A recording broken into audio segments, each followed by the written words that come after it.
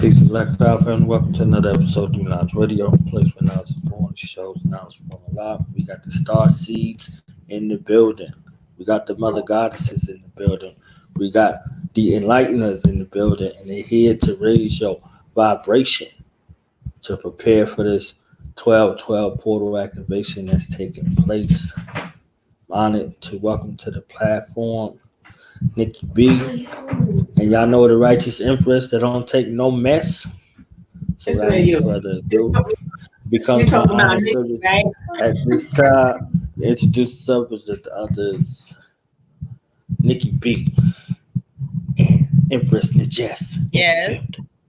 Nikkey Butterfly. Huh? That's what BFly Gift things. stand for. Nikkey Yes. Butterfly.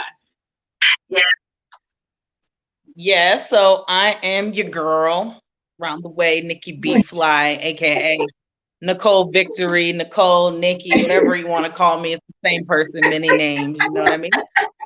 Uh, it's an honor to be here and to impart whatever I'm called on to present information that I know. Give thanks.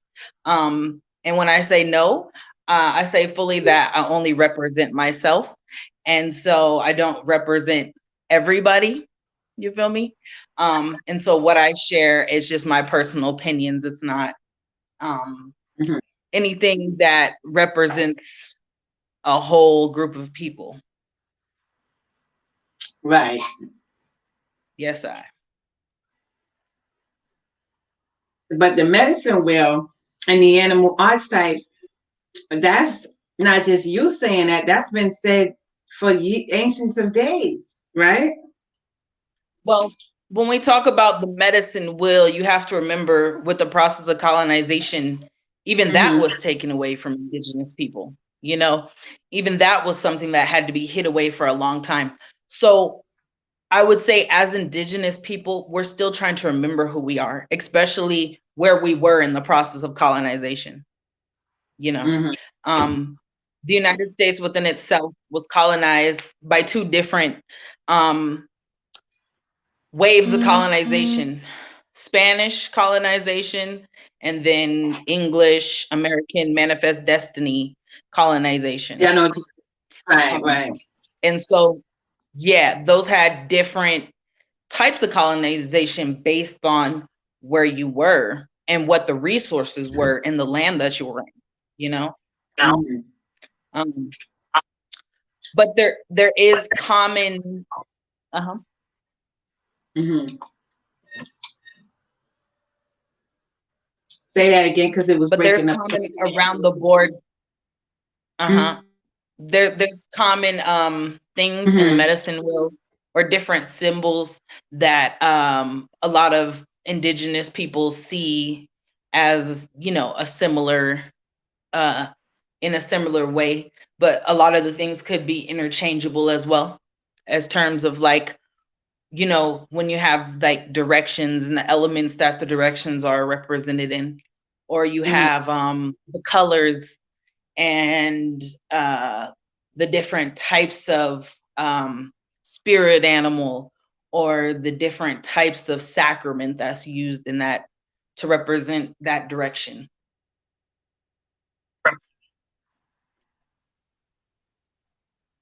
So what kind of sacrament you mean? You mean like So the smoking sacrament? yeah, I mean, that's definitely a huge part of it, right? Tobacco is considered to be a big part of ceremony. But as well as smudges, like things like cedar, sage, sweetgrass, those are all used by different indigenous people to kind of have the same similar effects, but a bit of difference in terms of what they use for, and the type of plant too, because there's like over 100 and something varieties of sage. And so kind of like with each variety, like, you know, you have like California is famous for like white sage, there's silver sage, there's like black sage. So there's like ceremonial sage, right? So um Yeah, that's what I'm referring to when I'm talking about sacrament or smudge. Oh, okay. Because I saw that they have even blue sage. Is that true? Or they just Yeah, that's what I'm saying. There mm, is all blue different sage? types of variety of sage. Mm. And where would you get the black sage from? I think there's black sage varieties from like South Dakota. Oh And it wow. yeah, it could look very like similar. Um yeah, like there's cooking sage, there's all types of different sages or things in the sage Yeah. family. This is a variety of silver sage. Hmm. Trying to see where I'm making. This would That's be the one you silver sent sage. me, This is right? more. I think this is one of the ones I sent you. This is might be a little Yeah, bit different. I had like three different types. One looked like Yeah, it was like twisted. I think that was the sweetgrass. yeah. It was a braid like this? Exactly. That's the truth right Yeah, there. that's Mm-hmm. sweetgrass. And, It's nice, right? How does it make you feel? mhm. And you don't really need to burn it a long time. You just let it burn a few Exactly. seconds or minutes or when it saturates the air. Mm-hmm. And then, Exactly. and then the big sage that you sent, that sage was like, I call that a demon chaser because it was so big. You know what I'm saying? And when you light it, it just burns nice and smooth and easy. You don't have to keep lighting it to keep it lit. And it just has that, it smells like weed in a way, like you're smoking ganja. It has that ganjery smell, but you know it's not ganja, Yeah, it's sage. I can't even explain it. It just seems like it purified the air, at the yeah. same time. At the same time, it's cleaning and purging and removing evil, but it also getting the bacteria out the Oh air. yeah, that's one of the benefits of using sage in your environment. It The definitely first, kills like germs and microbes and all types of stuff. So, it's interesting that we're finding like these things that have been used for spiritual purposes to protect your spirit also mm-hmm, physically help the environment that you're in, and help you to maintain a healthy living environment, breathing environment. mm-hmm. Yes, I. So what about the other one, the sweetgrass? So sweetgrass is used more ceremonial. I remember my auntie, when I was growing up, if something bad happened, like we would always have it in our car. I still have sweetgrass in my car to this day. But basically, like if anything kind of negative started to happen, that's when you light the sweetgrass. But I think it's also could be good in terms of it's like a really like ceremonial type herb as well. And Okay. they use it sparingly. And I think it is just a very, I mean, it's kind of like it sounds, sweetgrass. The smell is sweet. The feeling that it makes you have is Exactly. sweet. Yeah. And It that would grow in the relaxes you. It mountains. makes you just Mm-hmm. That's like a mountain. more like It's more like a yeah, plant or a like a, bush. a mountain valley. Mm-hmm. It's Oh. grass, long grass. Oh, it's Mhm. actual grass. Okay. It calls it sweetgrass, exactly. Yeah, that's And they, exactly what and it they sounds dry like. it and braid it. Mhm. Mhm. So that's interesting how they would see this grass growing, right? They say let's dry it and then we can burn it for our ceremonial purposes or something like. You would think where they get that idea from. Well, what's interesting, being that I've had the pleasure of talking to a lot of healers or people who have knowledge of plant medicine, some of what is said is that the plant spoke to them and told them Mhm. what it could be used for. Basically, the spirit of the plant communicated with the person to tell them, either in a vision or in maybe even a physical reality. they Exactly. That's how they learned a lot about the natural ways of healing and stuff. Is because Hmm. there was more in tune with the plants and could get into almost like the dimension of a plant and all the way to the roots. Like if you imagine it, all the way from photosynthesis, going into the cells, going to the roots, going into the ground. It's levels to Exactly. it. It's Right, deep. right. They Yes. get into the chemistry of it. Yes. And like I said, either being revealed spiritually or them talking to plants, right? Because in indigenous cultures, whether it be African or indigenous to America's people, there is a lot of talk about like talking to plants, right?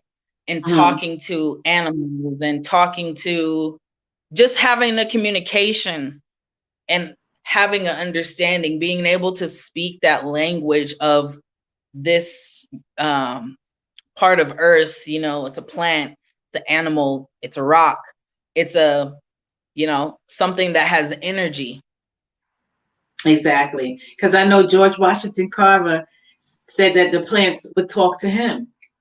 And that's how he was able to, you know, to use the peanut to make peanut butter and the peanut to do oil and whatever, you know, all the different things that he did. He was saying that he had a communication actually talking to the plants. Absolutely. Absolutely. And it makes sense to me in terms of like, because if you ever been sitting there and like, especially trees, I think trees are some of the most actively communicative things, right? Because like they show you which way the wind is blowing. Like if you look at them, they're swaying a certain way, like they dance sometimes, like their leaves move, you know? Like they be like this Yeah. sometimes. Or moving Yes. yeah, I know what Mm-hmm. you mean exactly. Like they just talking only to you. Yep. Because when I first moved in this house back in 2011, it was like nighttime, but you could it was I guess it was like in April. So it was nighttime, but I could still see the figures of the trees. And me and my son was coming down the street to come into the driveway. But before we get to the house, I said, don't it look like these trees are welcoming us to the neighborhood? Right. And I was like, just look how they're moving. And he was like, yeah, I see what you mean. I think he probably just agreed with me just to agree with me. You know, young, they ain't thinking like that. But I felt that, you know what I'm saying? I felt like the trees were saying, hey, welcome to this neighborhood, you know? Yeah. That's nice. I don't know, that's just me. Absolutely. That's the same thing we're talking about. That's exactly the beginning of how people were able to tap into that type of energy. Right. That's And I know, just oh, I didn't mean to cut you off. I know in Florida, you can't even cut oak trees. Like if you want to cut the whole tree down because it's leaning in your yard, you can trim it back, but you can't literally cut the tree down. Wow, that's deep. The oak tree is deep. Because it's they're all roots. across the country. Exactly. Yeah, and it goes from east to west, like California, Oakland, oak tree. You know what I'm saying? Like I don't even think of it like that. Exactly. Like why do they call Oakland? Because it's got oak trees. Even in the ghetto, you see the oak trees, right? Of Oakland. Absolutely. And that's all throughout the US, like you say, there's oak trees. Even in other countries, they have oak trees. Yeah, some plant life is amazing, absolutely amazing. And you know how there's like scientists that study like different things, like the trees. Yeah, it's really that deep, you know, like counting the rings of a tree to be able to know how old it was, because you know trees are much older than we are, so I know they carry so much knowledge about what happened throughout the course of time. You know, droughts, different climates, they can tell us all of that. Because in California, there's a place called I guess the Redwoods or Bohemian Grove, and the tree stumps are like the size of my house, and they actually carved a circle into the tree, and you can drive your car through the tree like that. Like these trees are really that big, Nikkey? Are you serious? They're huge. They're like huge. New York City blocks sizes of the New York City. It's crazy to be in a forest around trees that big, because there's something very comforting about them. And like, wow, like you can feel the knowledge of the tree through those, you know what I mean? Definitely, like so it's that's so like a high powerful. That's like a high energetic landmark. Definitely, So if definitely you're with being, trees that big.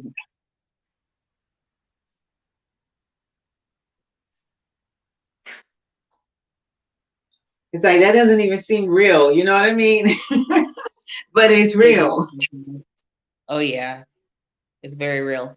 And see, that's the thing with land. Like land is just like so sacred to indigenous people, like everywhere. Every piece of land, no matter what the difference of it is, because all land has its specific traits and things within the environment that help it to help you to survive in it, you know. Right. We can't live Right. without trees. They help us breathe.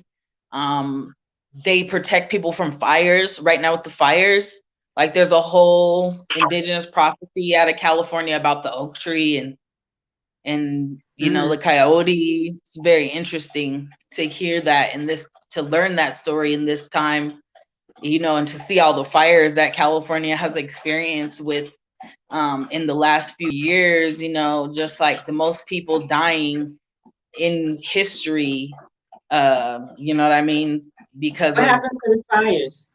Like what causes the fires? The I ground think, gets really hot there.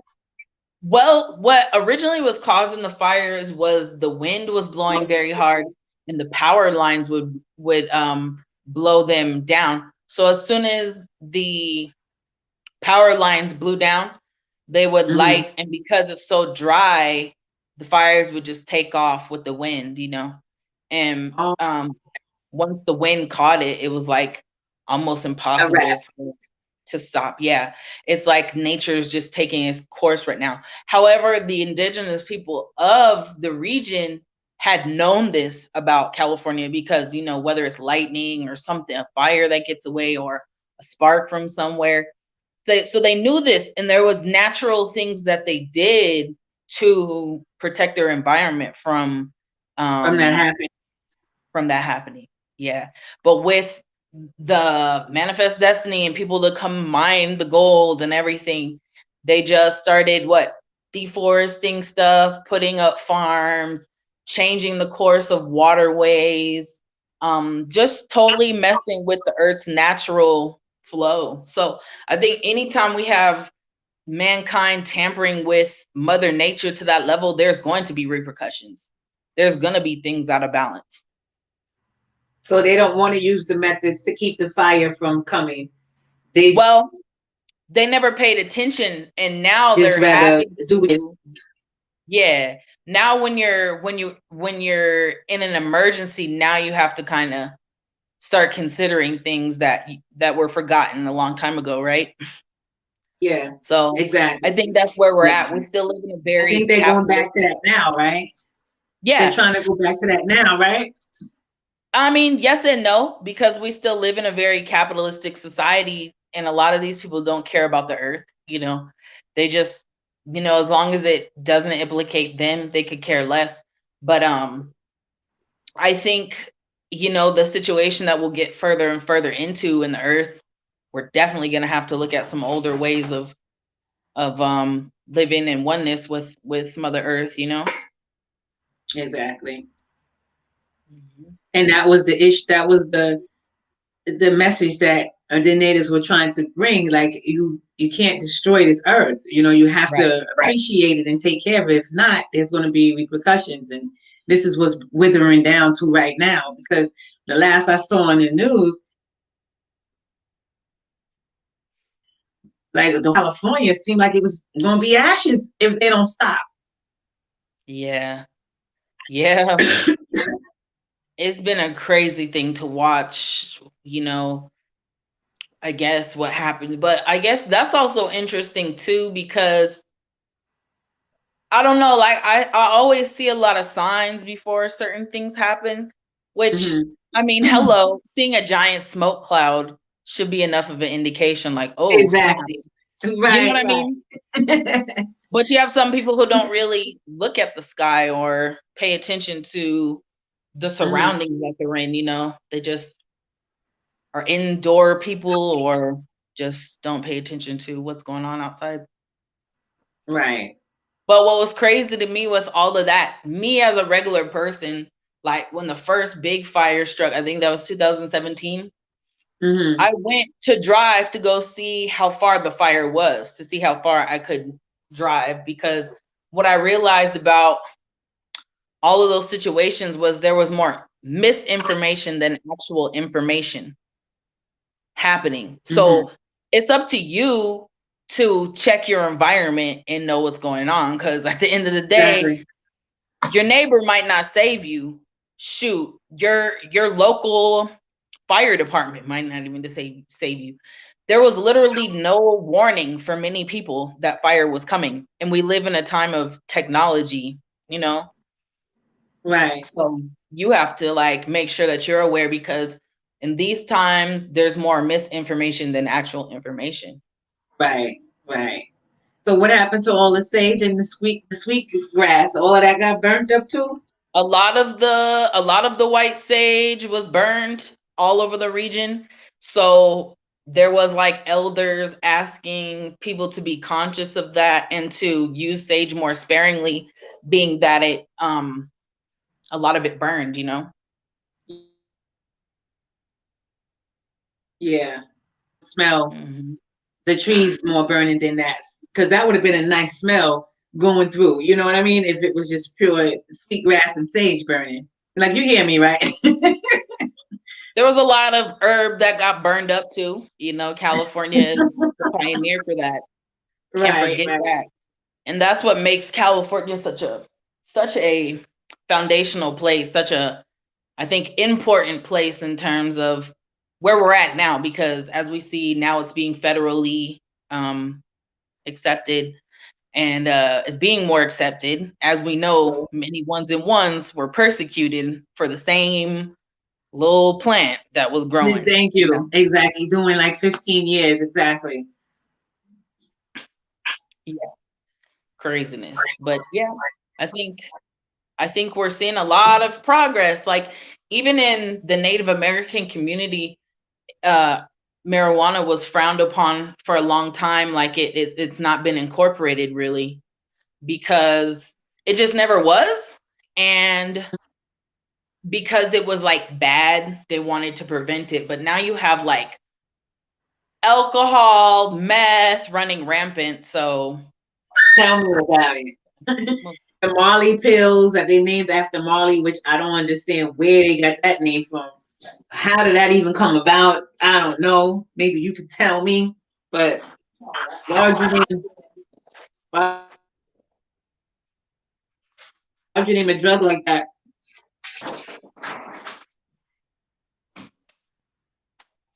yeah, I have no idea how that got termed that. I can tell you how marijuana got called Mary, though. You know what I mean? I don't know Right? what else got. Yeah. Yeah, how did they call it marijuana? Because that's a new name from what I understand. Well, Mary Juana, which is what, you know, I guess the story was that like Mexicans were the ones responsible for making it kind of popular early in North America, but that's when they started the whole propaganda against it, you know. Right. They demonized it and made a bunch of like scary advertising for it. So Mm. that's why it was illegal for so long. Um, but yeah, because of they call it marijuana, and I don't know why. That would be interesting, but as we know, Is it little it's called many barrier? different things. Yeah, they probably got it from um, Spanish culture or Arabic culture, Okay. where they use hashish and you know. Yeah, different stuff But like because that. there is emergence of Moors in Spanish, and Mm. then that probably also spread to Mexico, you know, with the Spanish influence. So, Right. mhm. But who knows? There could be like, there's many stories about how here in different places were like trade routes, like historical trade routes. Like here we have a place called Chaco Canyon, and they found a lot of tropical bird feathers and, you know, seeds and pictures of plants that weren't necessarily native to this region. So they think that there was a big, there was a big trade route that went all throughout Mexico up into New Mexico. Yeah. And maybe some of those same lines are the same, because, you know, like a lot of that ancient stuff is like aligned with some type of star formation a lot of times, you know? Exactly. Why they Or even the planted it anyway. celestial. Yeah, it's lined up with like celestial. Like, I think there's one day a year in Chaco Canyon, there's a light that goes all the way through all the structures, and that's on the winter solstice, December 21st. Yeah. So that's coming up soon. A lot of those ancient structures were, you know, set up in like perfect balance with the celestial alignment. So they had to have like, I think they just lived in oneness with the knowledge. So for them, it was just like, feel so, yeah. You know, yeah, just how they operated, probably in balance with the, they probably looked up and figured out, oh, this is how we're supposed to live, you know? Right, exactly. Like, I like this star system. We need to plant according to this star system, because I'm sure we're going to get a good crop out of this. Or a lot of tribes, like my tribe, for example, they followed the buffalo, or a lot of plain natives, they followed the buffalo. And the reason why is because buffalo was the way of life. Buffalo skin was used for the teepee. Buffalo skin was used for your blankets. Buffalo was used to eat, to store everything. You know, it was the way of life. And so they followed the buffalo to where they would migrate. And because they believed the buffalo would lead them, they're always going to lead you to a water source. So they would move like that with the buffalo. And so when people came through and massacred the buffalo as well, it literally killed a lot of the way of life in the beginnings of cultural death, you know, along with like many of the things, like when we were put on reservations, we could no longer grow our hair long, speak our language, practice our ceremonies, right? And so that was from like the late 1800s until the 1950s is probably when we started, you know, reclaiming our cultural heritage and trying to put back together our language. So if you think about that, that's only 50 something years of trying to remember who you people were before all this historical trauma. Exactly. It's intense. Like it's it's intense trying to recolonize, you know, decolonize from the colonization. Right. I remember I had read an article somewhere, and it was saying that Haile Selassie went to Mexico, not Mexico, when he came to America. I guess it was Oklahoma, I think it was, and the chief called him the Great Buffalo. Yeah, he went everywhere. I mean, His Majesty is the man of the millennium. Yes, is His Imperial Majesty Emperor Haile Selassie. And he did go to Mexico, because in Mexico there is a city called. You sent me a picture with the hat he had on. Remember? Yeah, there's Mexico City in Addis Ababa, and in Mexico they have a train station that's named after His Majesty. Or Ethiopia, like they have like a lion. And I think it was. I want to say that there was some controversy and they might have like covered it up, but I want to say it still stands. I don't quite know which part of Mexico. My girlfriend Liz, you know, Elizabeth, she would know more about where that's located. Right. So, yeah, actually, I think Liz sent you the picture and you showed me the picture. Or it was at Liz's house when she showed us the picture. Probably she had it on her, like she had it like right there. So exactly. Probably, yeah. His Majesty was everywhere. Yeah, I saw him with the Great War bonnet on, and that's a very high honor. And that's what I think too. Another person who's been very honored, of course, by the Native community and loved is Bob Marley and his children. Really? Oh my God, Natives freaking honor the Marleys to the like umpteenth. Like Are you serious? It's interesting. Like, it's very interesting. But yep.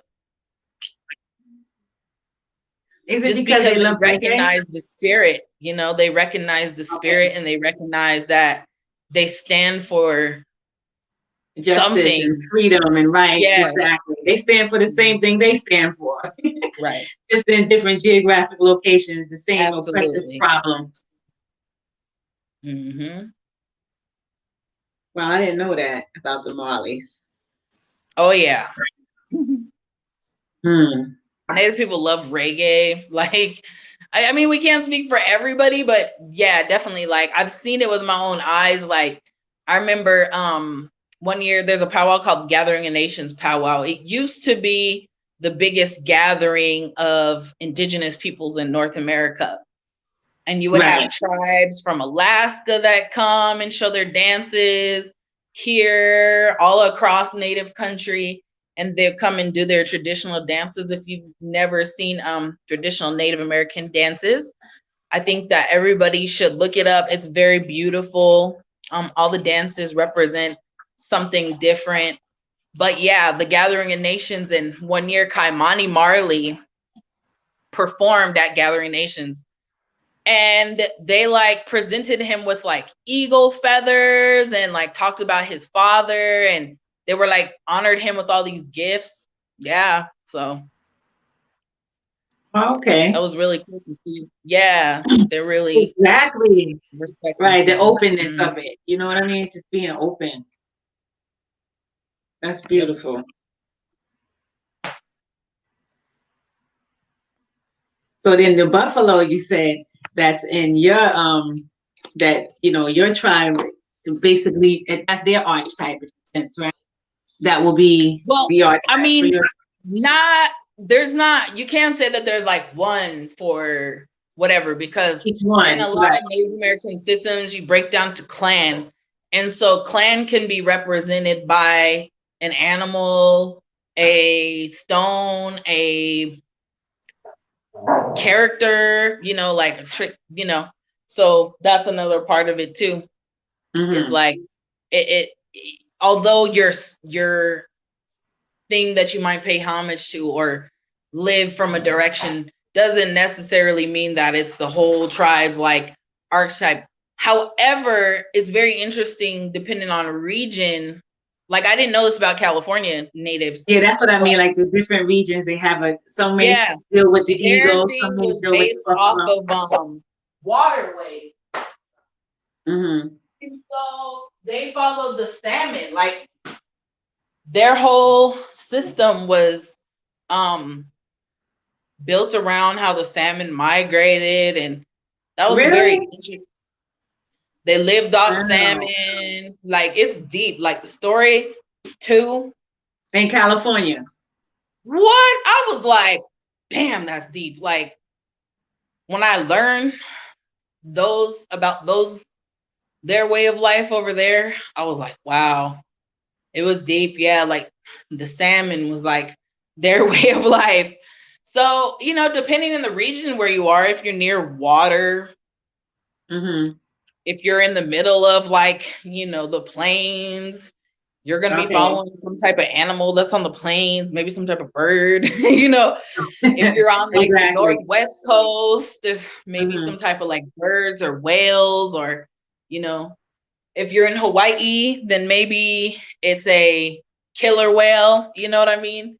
So it just depends on your environment, the animal that like really represents or that you take direction from. Right. Yeah. And they watch the animal, and through watching the animal, they kind of incorporate it into their life. So you and that's like the animal shared their gift with you. The animal shared its wisdom with you because you come one with it. Because I remember one time you were telling me that it was like, I think it was an eagle. You said, I haven't seen an eagle in a while. And normally you look for those signs, the animal signs, and you haven't seen an eagle around. And then one day I guess you told me you was driving and then you saw it. It just appeared. You remember you told me that? Yeah.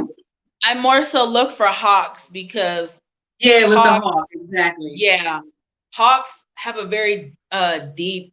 Eagles are like the very revered bird, Mm, and I revere them as well. Um, there's a lot of respect towards that animal. Even to have the feathers, you're supposed to have some type of indigenous identity. mm, So the eagles are very deep, but the hawk is a particular bird that comes to me a lot right. and will lead a certain path, or like when I'm traveling, I'll see it and I always know that's a good sign because that means my spirit guide is with me. Mm-hmm. And I think that every animal that crosses your path, like they like even in whatever culture, they'd be like, oh, a black cat, and there's like superstitions about what that means when it crosses your path like this Yeah, way. something So bad's I gonna think that happen to you. Mm-hmm. yeah, I think that everything that you experience has like a spiritual meaning and a warning. Like for our people, owls are a indication of like warning, and depending on how it comes to you, it could mean death. It could mean that Really? something bad is coming. It could be wisdom. Yeah. Wow. So how do you That's know if it means death? Well, it said that if you see in our way, it said that if you see an owl like on a house, then that means like death is near or there's some type of death, or like they could be warning you that there's a transitioning happening from this realm into the other realm. Oh, okay. Because owls don't normally be on top of your house. So yeah, Exactly. that's kind of like odd to see an owl on a house. So that must mean something odd is getting ready to happen, so to speak. Hello.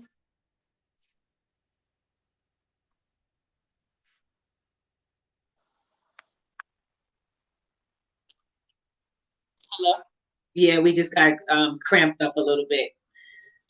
Some Yeah. buzzing. I was hearing some buzzing noise. Yeah, somebody had tried to call. And Let me see. you can hear me? The volume is like down now. Okay. But I can hear you pretty clear. I don't know how you hearing my side. Okay, that's good. I want to see maybe if I can.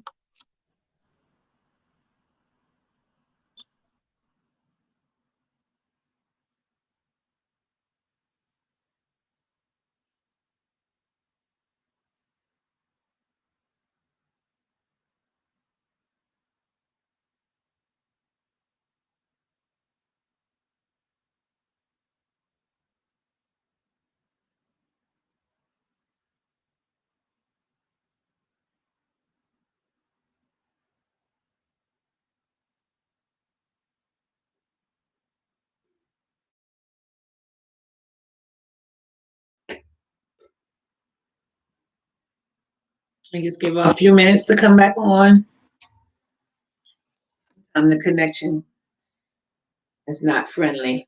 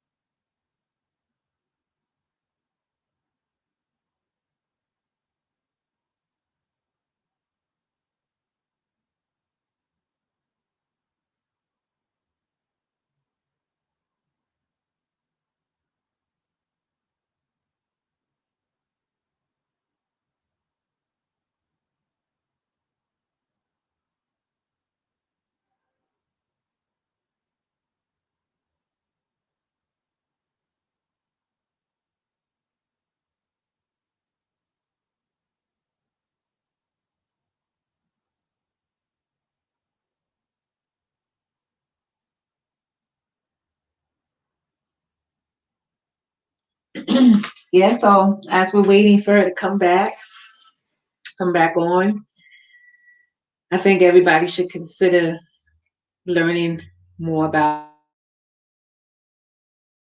our archetype, the animals into our life so they can share their wisdoms and their gifts with us. So they could be there to assist us and guide us. Of course, you must call on them for their assistance and guidance. And there's nothing wrong with being in tune with nature, you know? That's the whole beautiful part about it is man and nature becomes one, or man and animal becomes one.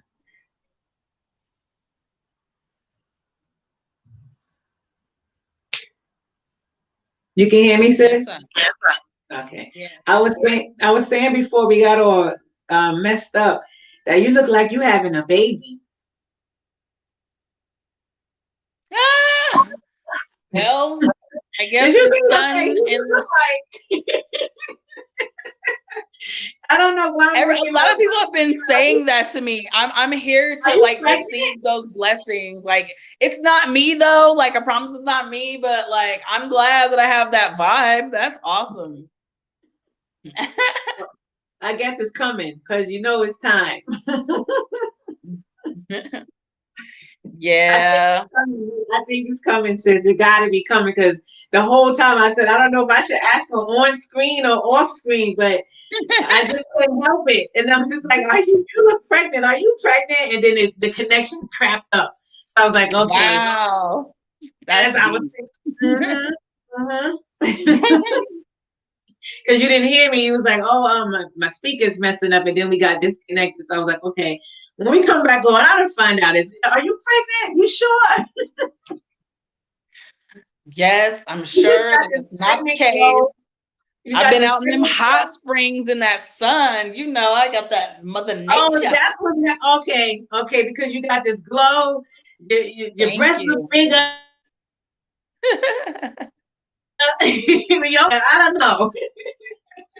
Give thanks. I guess I'm looking bountiful in this season. I'll go with it. And That's right. I forgot you I need to go to received the that. hot Like I springs. received that energy too. Like it will be when it's time, I'm ready, definitely, you know. That's It'll be right. beautiful. Yeah.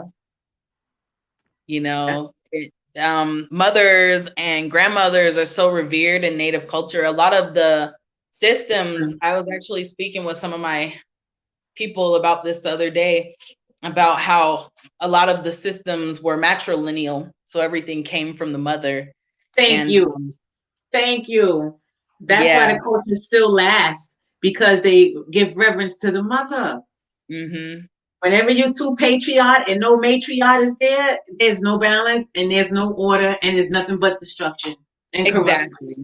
When you forget about the mother, she's gonna forget about you. Right. And it's gonna throw a lot of stuff off. And that's what we've been dealing with since these Europeans arrived here, is them totally disregarding the mother and the woman and abusing her and raping her and Because all that's how they these treat their women. Mm-hmm. and then children were born out of result of that. And that has caused many cycles over these. Ooh, I gotta burn some sage on that note. Like Okay. You gotta pull out the demon swan, I huh? got sage in all four directions. What they The want, demon what they wand. want. When I Yeah. opened up that package, I said, "Wow, this is a demon chaser. When you burn this, the evil has to flee. It ain't no Right. room to stay." No room. I believe And it that just, mhm. mm-hmm. No, go I ahead. Go believe ahead. that everyone has natural spiritual gifts. True. And I was speaking to somebody yesterday about spiritual gifts, and they're like, "What's your spiritual gift?" And I said, "Number one, protection." Thank you. That's my number one spiritual gift, is that I was at a young age I was raised in this way, where I was given the medicine way. And so it's been something with me for a long time. My culture, they use cedar. Yeah, you did. Yeah. So this is Send cedar too? cedar. Yeah. No, I don't think you said. No, I don't believe so. Okay. But cedar is Yeah, I another don't think type so. of smudge. I That's love used. cedar though.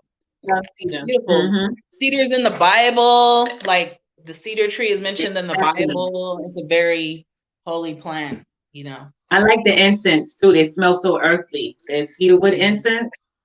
Mm-hmm. So that you just showed me, they're like pebbles or something. They're squashed down, Wood. so they're easy to burn. They're easy to burn like on charcoal or on the stove. Oh, okay, okay. It's more powdery, more in a powder form. Yeah, they're kind of like ground into like little particles more so because cedar's like a whole. I should have some here to show you, but it's like a whole pine tree type thing. Oh, So like a bark or whatever. Well, yeah. not a bark, but a branch. Mm-hmm. Let me plug in this charger. Hold on.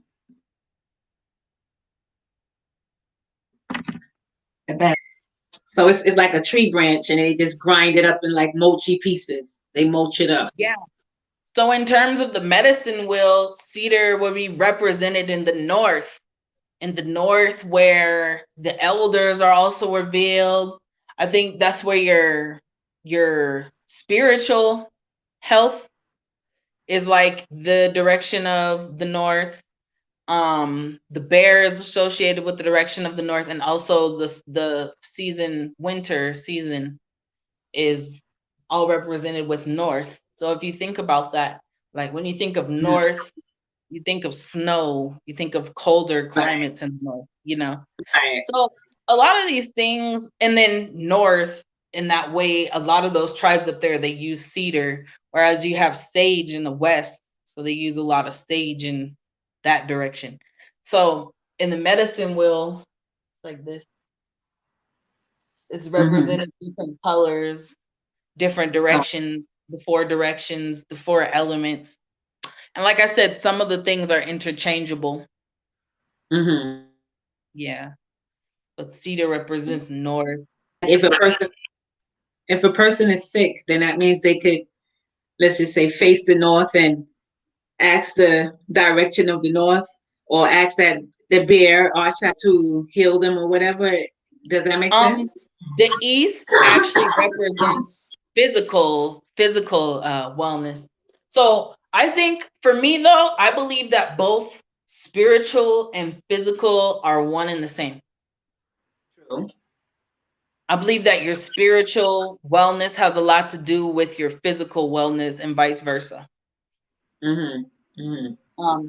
But if you were having uh physical problems with health, first of all, you want to get in all those directions and honor Right. all those directions. Yeah, that's why when a lot of cultures do the directional prayer, they pray in each direction. And then they'll like, oh, in this direction, the spirit of the bear, this direction, the spirit of adolescence or childhood or woman birth or water. Oh, wow. Yeah, so all the directions represent different elements and different parts of our earthly journey from birth to adolescence to uh, being parents or elders. Mm-hmm. And until you transition into the ancestral realm, follows Yeah. you all the way into there. Hmm. So now we would be in that winter direction, that north direction, because we're moving into the winter season, right? Yeah. And what about the east and the south? So the east is represented. Actually, I should go back and say that the north also represents the air element. Okay. So when you go to the east, it represents the fire element in the spring. Mm. It's the ancestral place of tobacco. That's the direction that tobacco is revered in. Really? Oh, Yeah. wow. Tobacco is a very sacred plant. That's used in ceremony a lot. Um, It represents birth. It represents children. And so that's the east. The eagle is that direction, some spirit animal. So when you think about the attributes of an eagle, they have amazing eyesight. They are Right. graceful. They're quick to, they like can zoom in on stuff way in the ground, on the ground, and go get it and bring it Mm-hmm. back to take care of their children or feed their children. Right. So that would, the eagle represents the east. And in the south you have the element of earth, and that is the summer. The summer, adolescence, childhood, sweetgrass is the element for the south. So your sweetgrass. Okay. And the deer is represented in the south. Deer is also a very important animal to the native way of life. They also Mm-hmm. use deer for a very far number of reasons, from using their bladders to store water, Really? pemmican, dry meat. Oh yeah. hmm Clothes. Remember, Wow. They never wasted anything. They didn't waste teeth. They didn't waste any part of the flesh. No part of the fur. They didn't waste anything. They used it for everything. And the difference with hunting, or the respect of knowing that you're going to take something's life, was that you're actually honoring it and you're letting it go to another dimension. But I'm going to use every part of this out of respect for it as well. You know, Okay. because in the native way of life, like overkilling was not something that you were supposed to do. A matter of fact, a lot of people had to like ask for permission from spirit to be able to go on hunts, or is this a good day to hunt, or and Okay. then also they would depend on good hunts to survive. So being, it was a blessing if you had a hunt that you came back with a lot of animals and everything that your people would use throughout the winter, or times where you couldn't travel as much. Mm-hmm. And so the deer is a very sacred animal. There's a whole deer dance they do down here. They wear, What? In oh, New they got Mexico? everything. There's a buffalo dance, the butterfly dance, the eagle. They got, What? oh, they got it all. The deer dance, yeah. Yep, the white buffalo dance. So with the Mhm. they have eagle feathers on them when they're doing the eagle dance, like Oh, it's they dressed up like. beautiful. They have full feathers all the way down. The wings are with feathers. Wow. It's beautiful. And their dances represent a bird flying or something like that. It's totally represent. It's what it's saying. It's the eagle dance. It's like totally. It's they even do the motions of like how the eagle would soar in the sky. It's really beautiful. Wow. And then the deer dance, would they do some hoppings or something like that? They Like how the do. They deer. have these two wood things that they put their hands on like this, and they Uh-huh. just move their back leg. It's really cool. It's a really cool. So they emulate having four legs with the wood, Exactly. And then Right. they'll have the little younger kids will have like a little set of like horns, and then you'll have like a bigger set like with the bigger man. Right. For the Beautiful. older people. Because Yeah. the headdress is kind of heavy. So I guess the older you are, the more you can wear the headdress. Yes, and because like I didn't mention this, but like we were always raised to show a lot of respect towards elders and children in the native way. Being that, yes, the more years you have, the more respect I'm supposed to give you. I'm supposed to put you in front of me because you're my elder, you Right. know. Maybe you helped me to get to this point of survival. So there's a lot of respect for elders and children in the native way.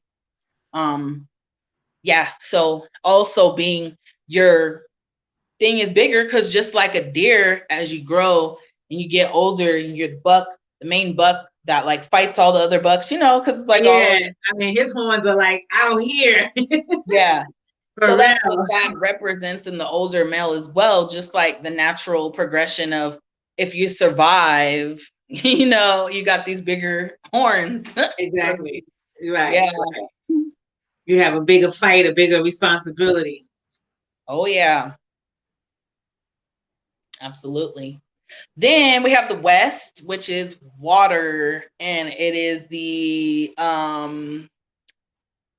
the direction for emotional wellness.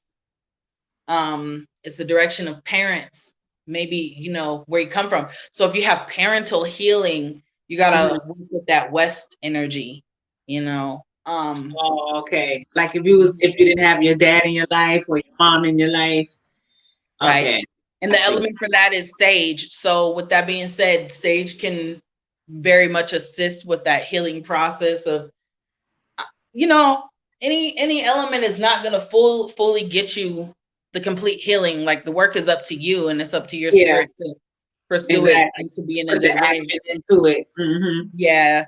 The difference is and so in the West, the color is black and it's represented by the buffalo. I already told you the significance of the buffalo. But the buffalo represents strength, it represents wisdom, knowledge, a way of life. It represents survival. It represents safety, but also, you have to be cautious too, because buffaloes are really strong, so for them to Right, they have will to run you hunt these over. big, yeah, They're exactly. big, but they run fast. Yes.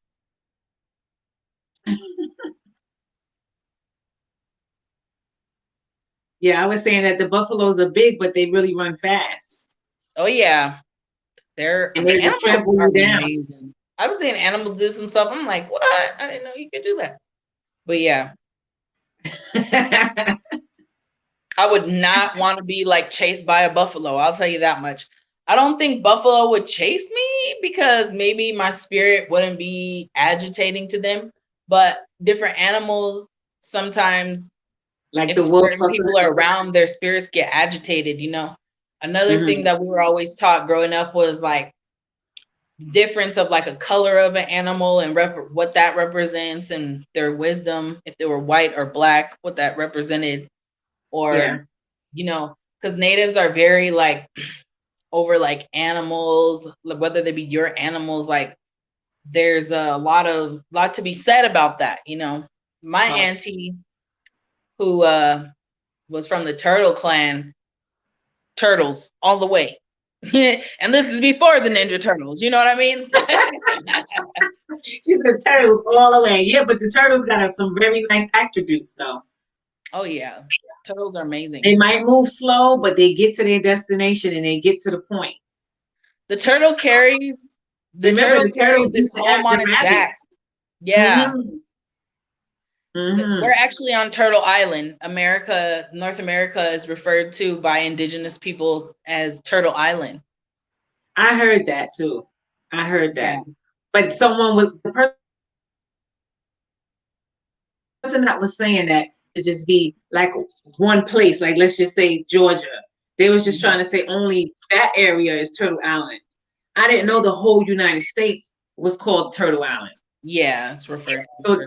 So that means turtles were not only indigenous here, but there probably was a lot of them for them to even say that. There's turtles in all environments. Like there's frogs in all environments. Like you have different types of turtle. Like a sea turtle is like a very deep creature. If you've like seen them move and operate, they can live very long. Like there's turtles, like little turtles that come out of like, nowhere seemingly, or live by like water sources. And Yeah. so they're very respected creatures because they represent so much. Right, right. They learned how to protect themselves like a turtle shell, like a shield. Exactly. So that's why I think the original shields were giant turtle shells, I want to say. Mm-hmm. Yeah. They actually lived in their house, in their shell, like they bring their home with them. Everywhere. Yeah. And the turtles I see are vegetarians. It looks like they just eat leaves and Yeah, grasses, right?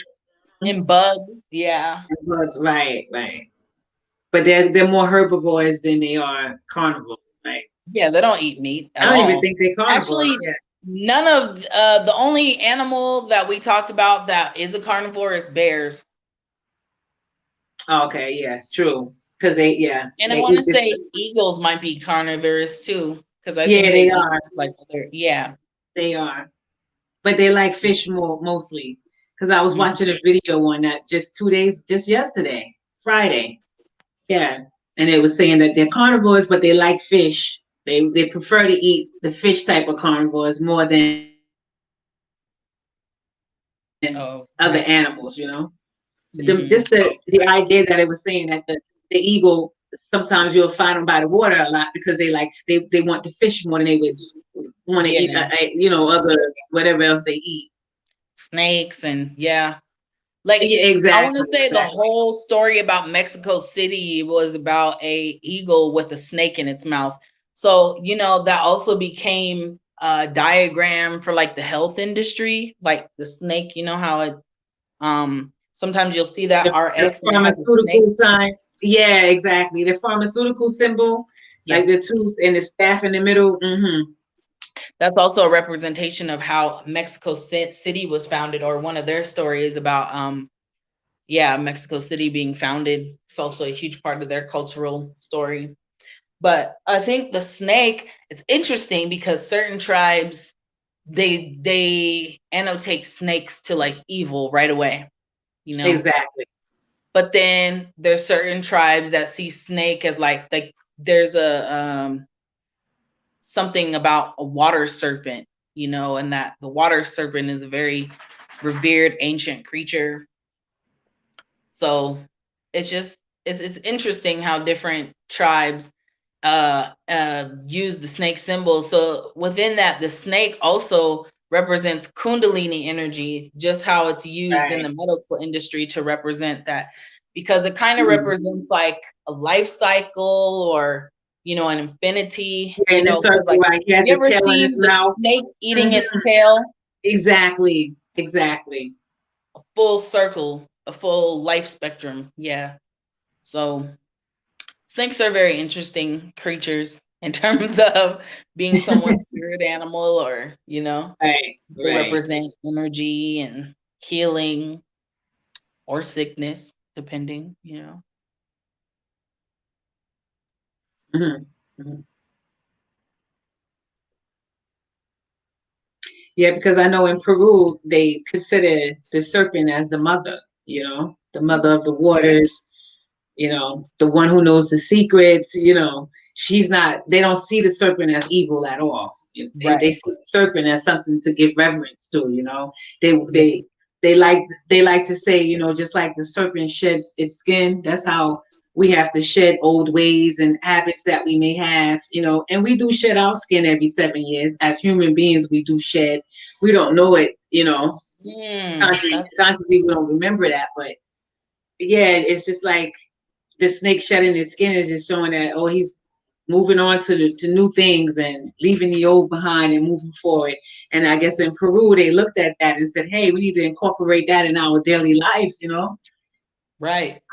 shed Yeah, away, because they had a lot of snakes too, or whatever mythology they had about snakes was a Mhm. good cultural interpretation or a vision, or Yeah, just overall cultural, because it's interesting how culture can be like, you could be limited by cultural beliefs or cultural ways. But that's yeah. cool how they said you know they have to shed their skin to like find a new way. That's dope. I respect it. And even in Kemet, they talk about the serpent, but not in a negative way. You know what I Yeah. mean? Mm-hmm. Even in Kim, it talks about the integral shetty. So they're talking about integral shetty in Peru. Mm. They talk about integral shetty and Kemet. Come on now, what's the Well, coincidence okay, in if that? we go in there, the next thing we got to talk about is pyramids, because there's pyramids Exactly. found in both. Yeah. Right. So Exactly. you'll notice that a lot of those ancient cultures that have those same structures aligned once again with the The constellations. astrological constellations have similar themes, and that the creatures that are revered or the animals that are revered in a lot of the same way. That's right. And the serpent is one of them. Yep. The serpent is definitely, and like I said, like you go through all out the world, India, China, Africa, ancient Americas, Central America, South America, they all dealing with archetypes, animal spirit archetypes. Like that's why some people can't understand, and you know for yourself, Nikkey, that's why some people can't understand Kemet, because they're like, oh, what's he doing with a bird head? And what is he doing with a vulture head? You know what I'm saying? Okay, so watch here now. Here we have the whole reasoning about Christianity come into play, which, mind you, Christianity is just a re-representation of the same story they had in Kemet. Thank you. So what originally when Adam and Eve were in the garden and the serpent came to Eve, you know, wasn't Adam. The serpent, which is represented as evil or the devil. Thank you. And he was talking too. Right. The serpent could so talk. This was not only the foundation of saying that was evil, but also calling the woman evil for bringing that to Adam.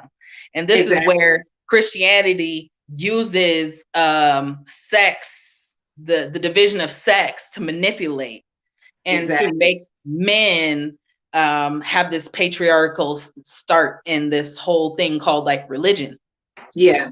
Because if we were living in a spiritual way, why would we need religion?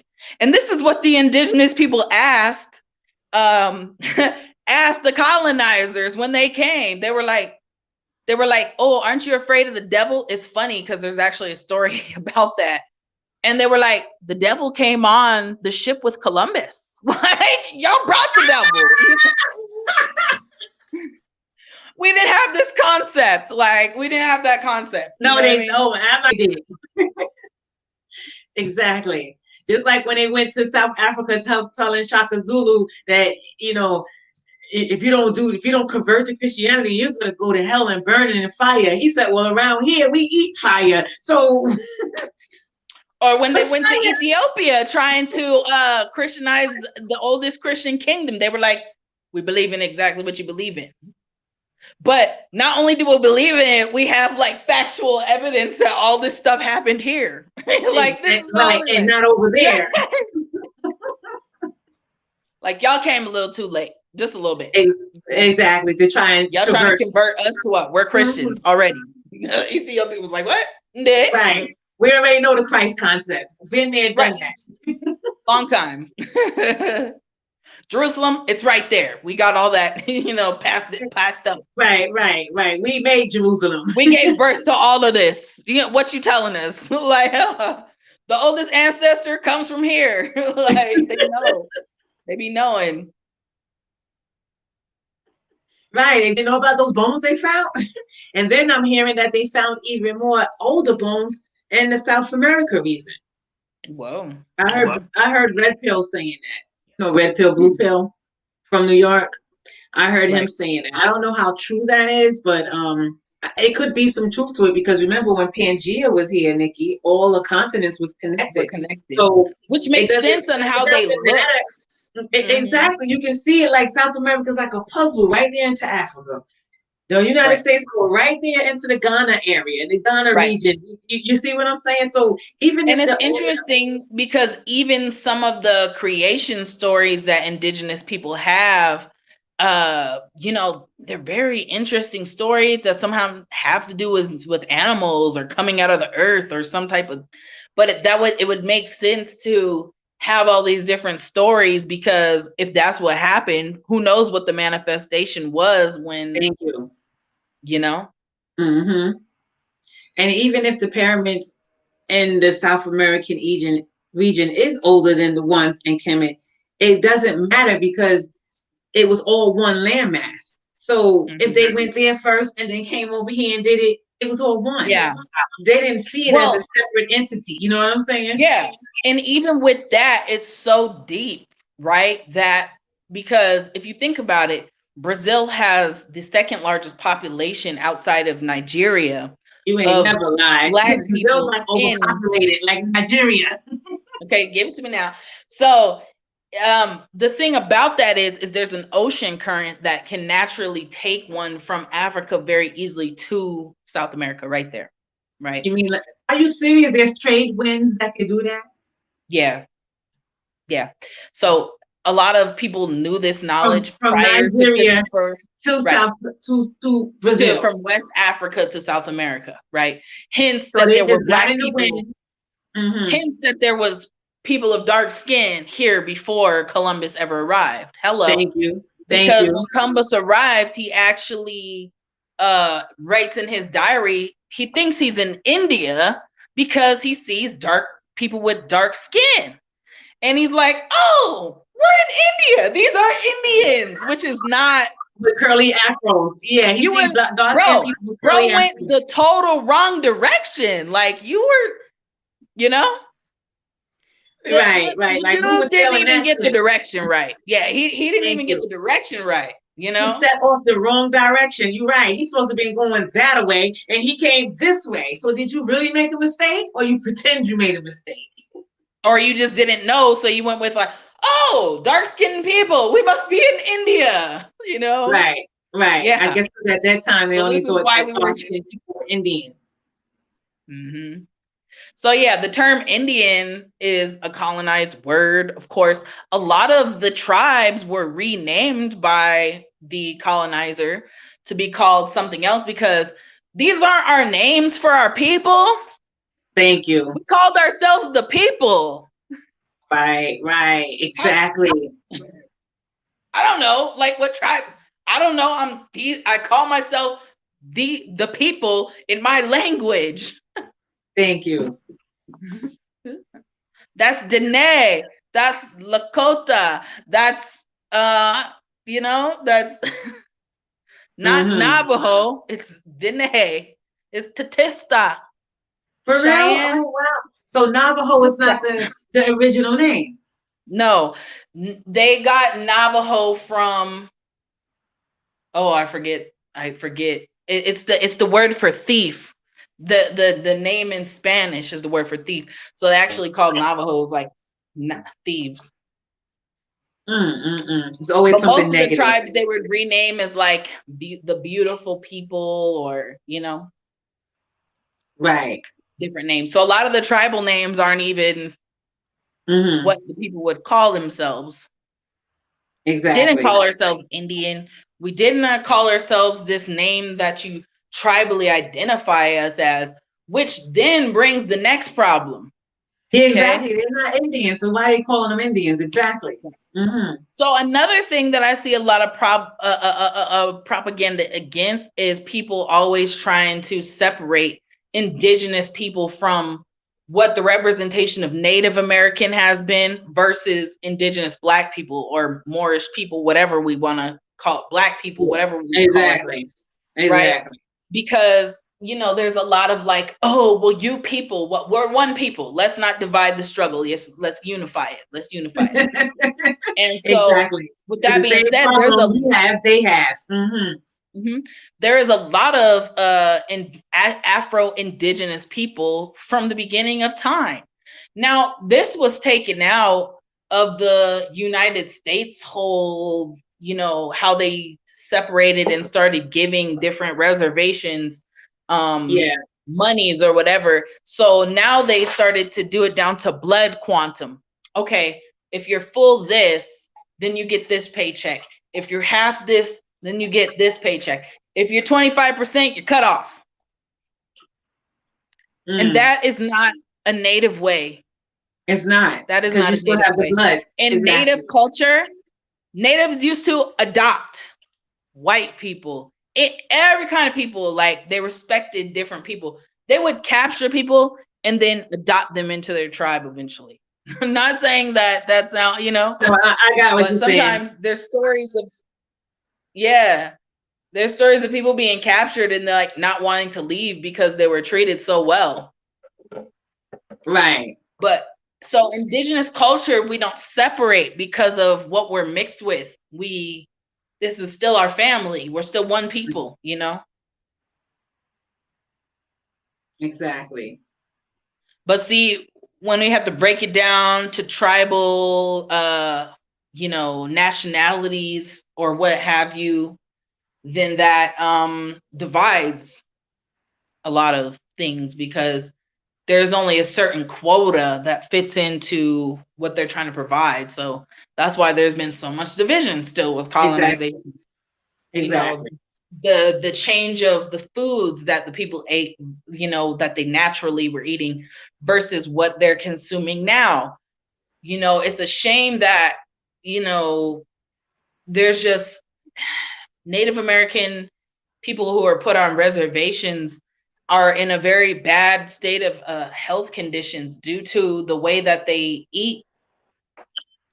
Like, even there'll be a lot of spiritual knowledge, but a lack of a spiritual diet or a good diet, Yeah, I know So what you mean. that's a huge problem that plagues Native country, is that all the processed foods, the sugars, the slave food, as you would say, was then incorporated into the alcohol, the substances, really has done a number on our people, really has. And it's sad, to see the reality here every day.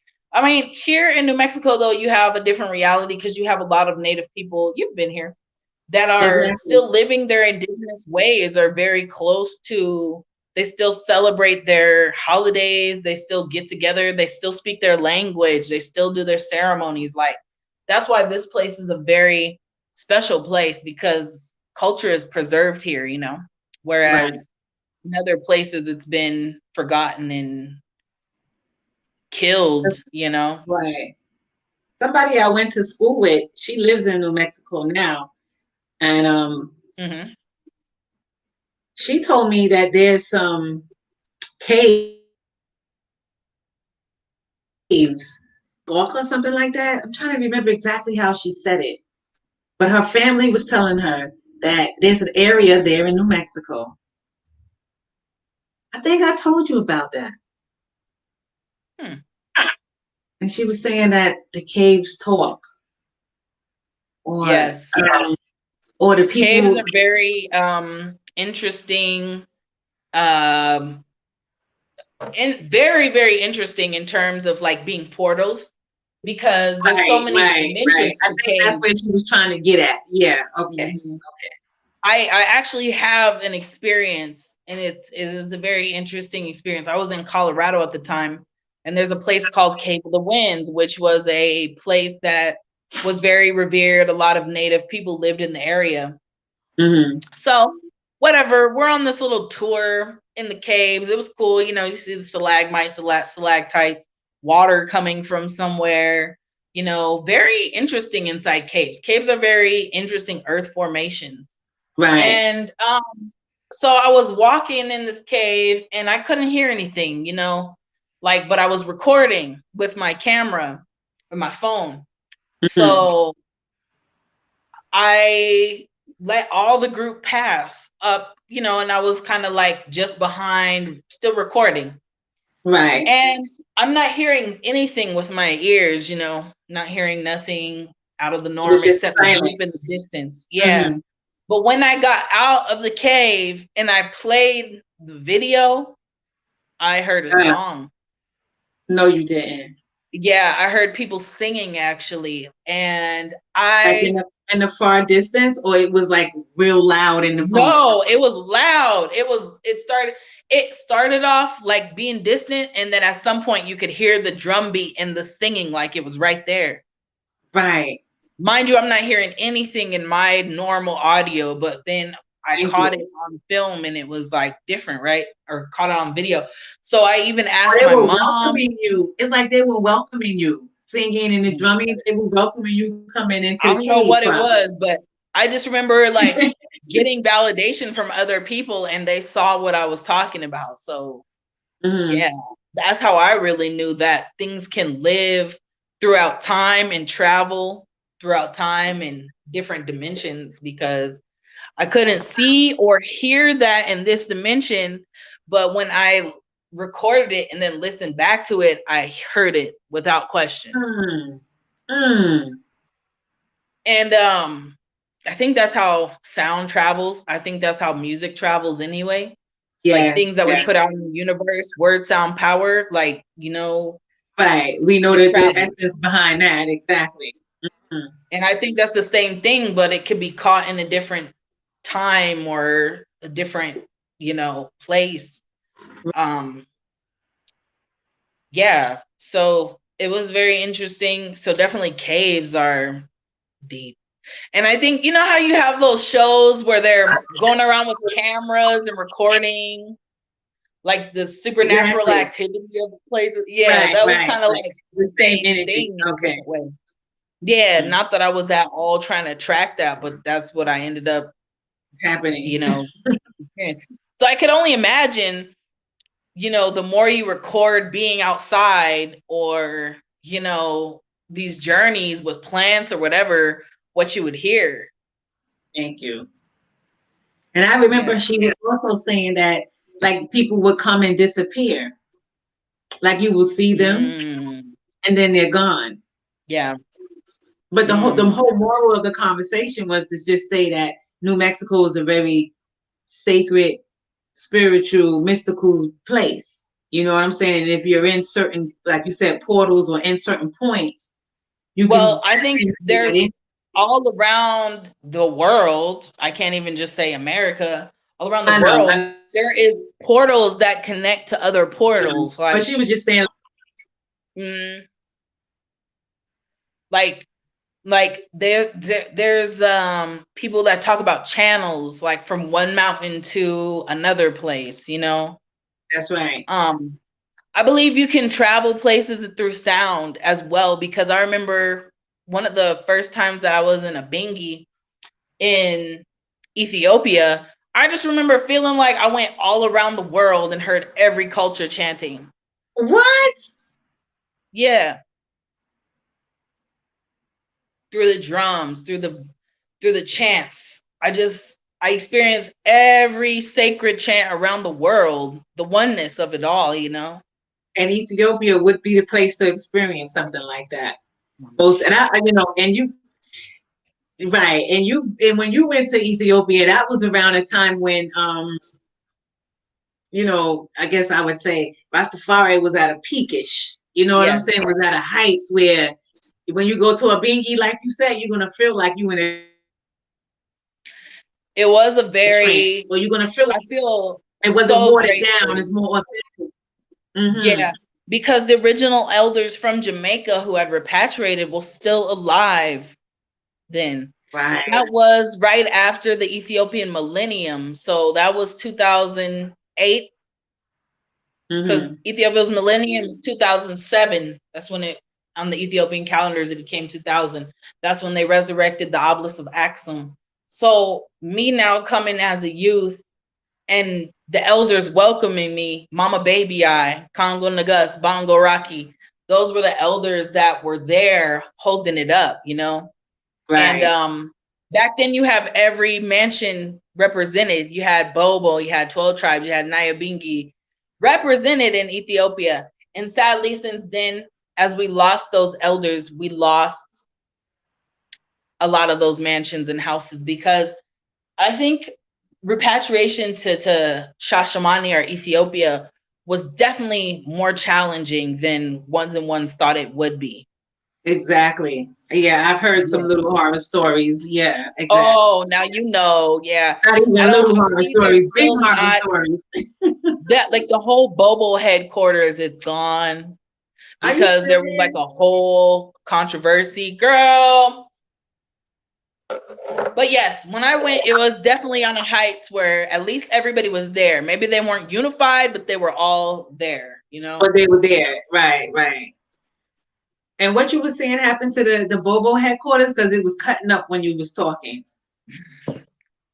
Well, I'll tell you the story later when we're not on air. But basically, it comes down to power struggle and cultures not trying to overstand one another. You know? Okay, yeah. Yeah. The typical bias, the typical The if you're not doing it Ethiopians my were kind way. of like, these people came from wherever they came and are trying to change our culture. Because, you know, in Ethiopia, when I went there, first of all, culture shock like I had never experienced before.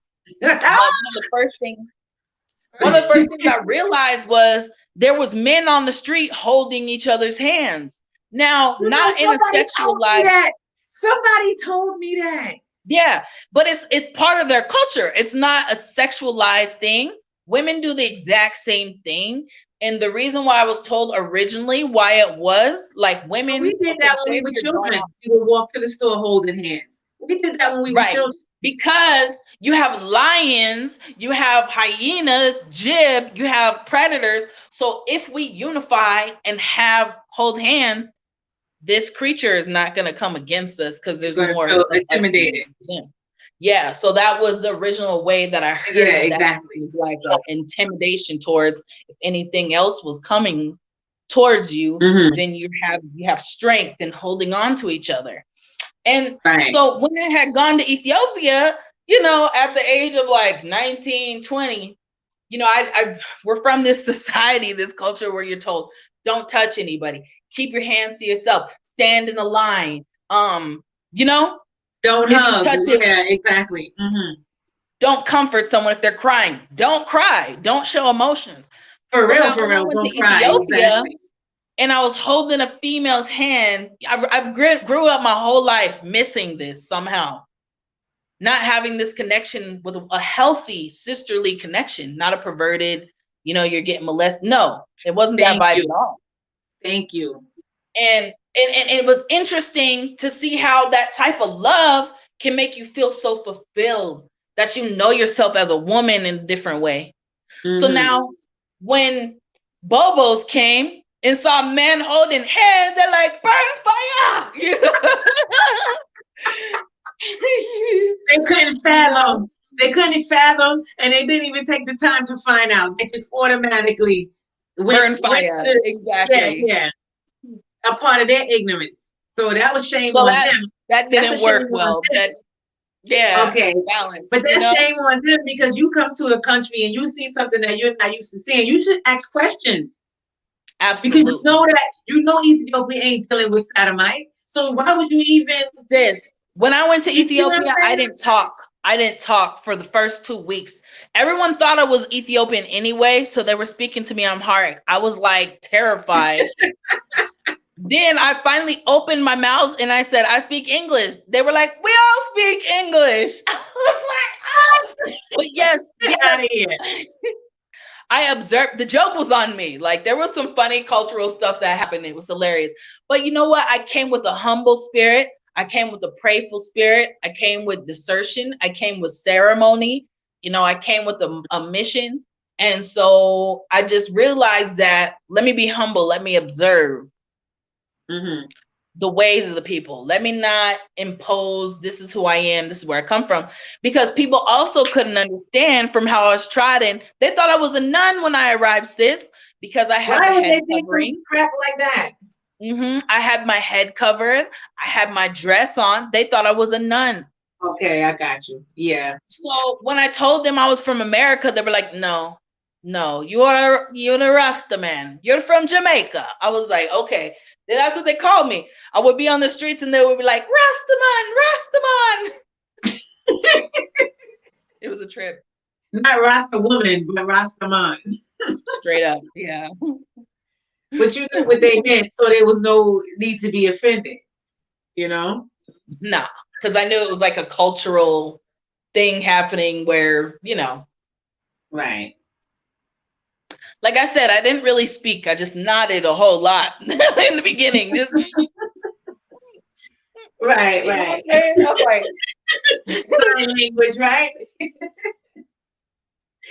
You know, I really was trying to like just take it easy. I was gonna be there for I was there for 3 months when I first went. So I just remember when I landed and I saw the church around Bole Airport and I thought to myself, what have I got myself into? You know, this is before they paved the roads in Addis Ababa. So you had dirt roads and it was in rainy season and the lights were going out all the time. Yo, it was a different time in Ethiopia than it is now. Oh, it was so different. And I just remember I was pacing back and forth and I was like, what am I going to do here for all this time? I was like, oh my God, I can't survive in Africa. You know, I had been told all this stuff. So then I remember I stopped. A long time. Yeah. So I remember I stopped and I listened and I heard cats and dogs and I heard silence. And when I went to sleep, it was the most peaceful sleep I ever had in my life. Tell me about it. And I woke up. When I woke up, I saw the most holy of holy sights with my eyes. I saw people dressed in white, shining white with robes that were red. So I was always taught in our culture, red is a spiritual color. So it's red earth, it's sacred. So I'm seeing red dirt. I'm seeing people dressed in white. I was like, oh my God, like literally, you know, like this is it. Like, and it was amazing sight to behold. Now it doesn't look like that circa 2018 on up because they developed it in the city. Okay. But you still feel the essence, you know? Mm-hmm. Yeah. Mm-hmm. So you was eating a lot of injera, huh? Oh, injera every day. That's what I was saying. Injera. You know? Yeah. Oh, it was great. Eating a lot of that good food, that vegan stew peas and all of that stuff, right? Teff, lentils, yes. Mm-hmm. Oh, they took such good care of me. There was some little disturbances that tried to come in, but it couldn't work, you know? Right. Most High definitely was guiding, and I came across many angels on my trod. I say that because, and I know that for sure. Some of them came in child form, some of them came in human form, but angels were with me. Yeah. So you feel like your native ancestors followed you there and made sure you were all right. They were protecting. Before I went, it was advised that I take some protection ceremony.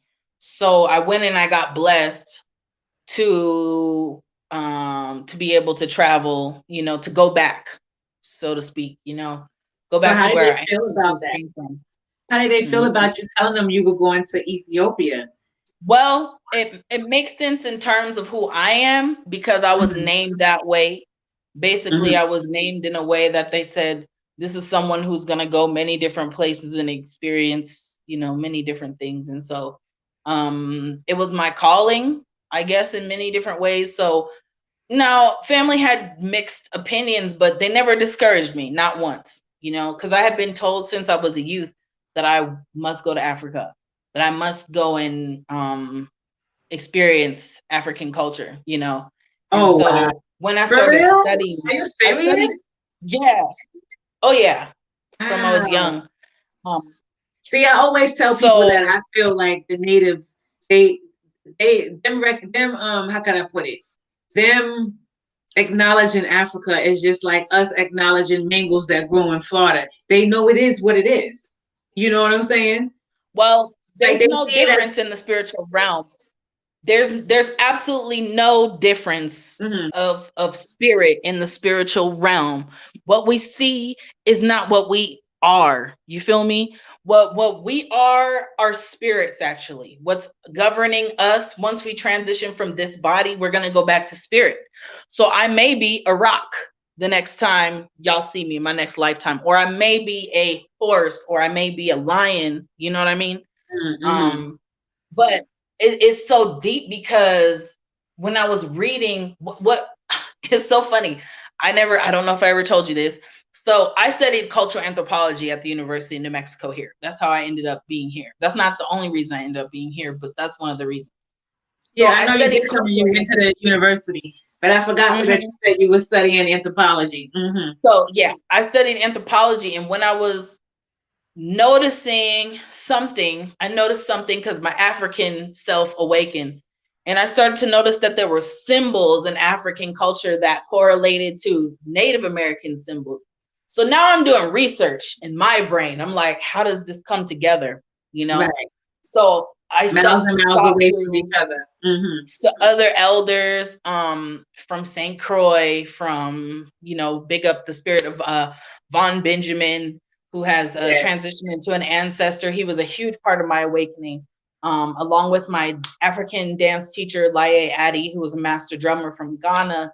All this energy, my adopted South African parents, the Sanandalays, who are here with me, I'm so grateful, in New Mexico. And so I had another awakening happen.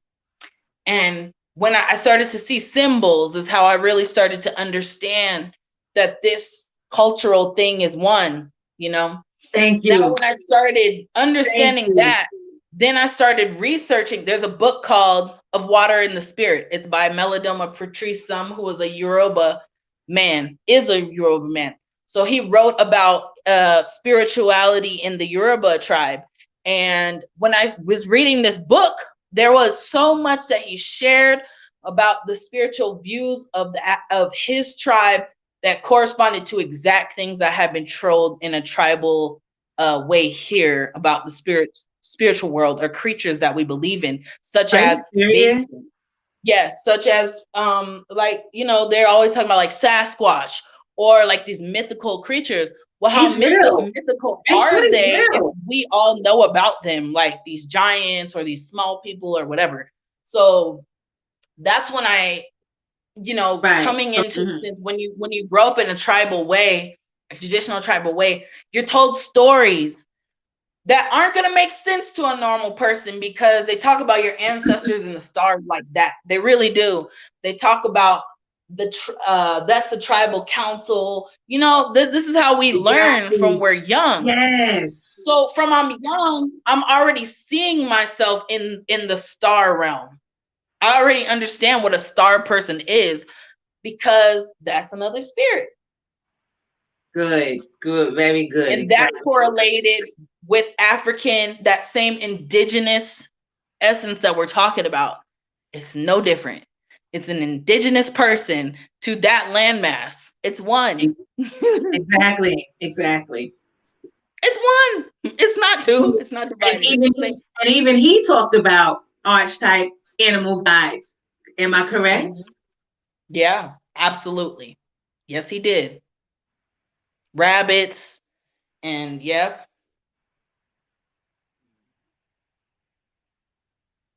And he talked about going into like the water spirit, like the different elements and their spirits. And it's interesting for me because another thing about being in nature is I've experienced a lot of spiritual stuff being in nature by myself, right?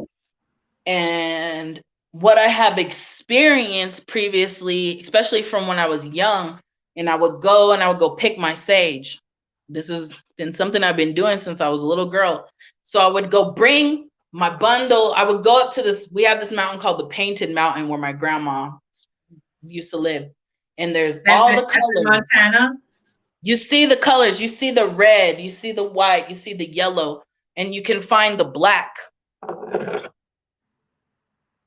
You know what I'm saying? You can find all these elements right there. So this is obsidian, by the way. Very powerful stone. I love obsidian. The black obsidian, love it. It's a volcanic stone. Like, it's a deep stone. It's a protective stone. It's a good stone. But anyway, so I would go and I would gather all my stones and my clay and whatever that spirit called me to do. And my family could never figure out two things: when I was going, where I was, or when I was coming back.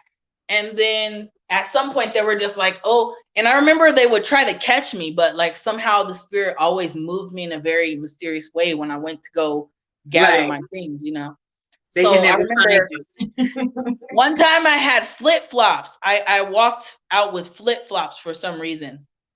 And I climbed this mountain. I did my thing, When I come back, I couldn't find my shoes at all. Like, they were gone. So having natural experience, I've experienced things where I see nature around me change. Okay. I've seen things that I You mean had like this, like taken. formulating change type of thing? Yes, like actually, like you're basically walking into a portal, just walking into nature.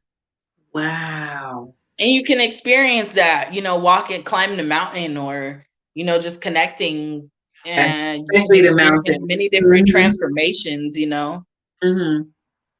with all those different earth elements, definitely. Especially So, the mountains. yeah. Because there's been times growing up, because it's funny because my family, how they knew that I was a different type of person is when I was young, where I'm from, there's wild horses. And when you approach the wild horses, they're supposed to run away.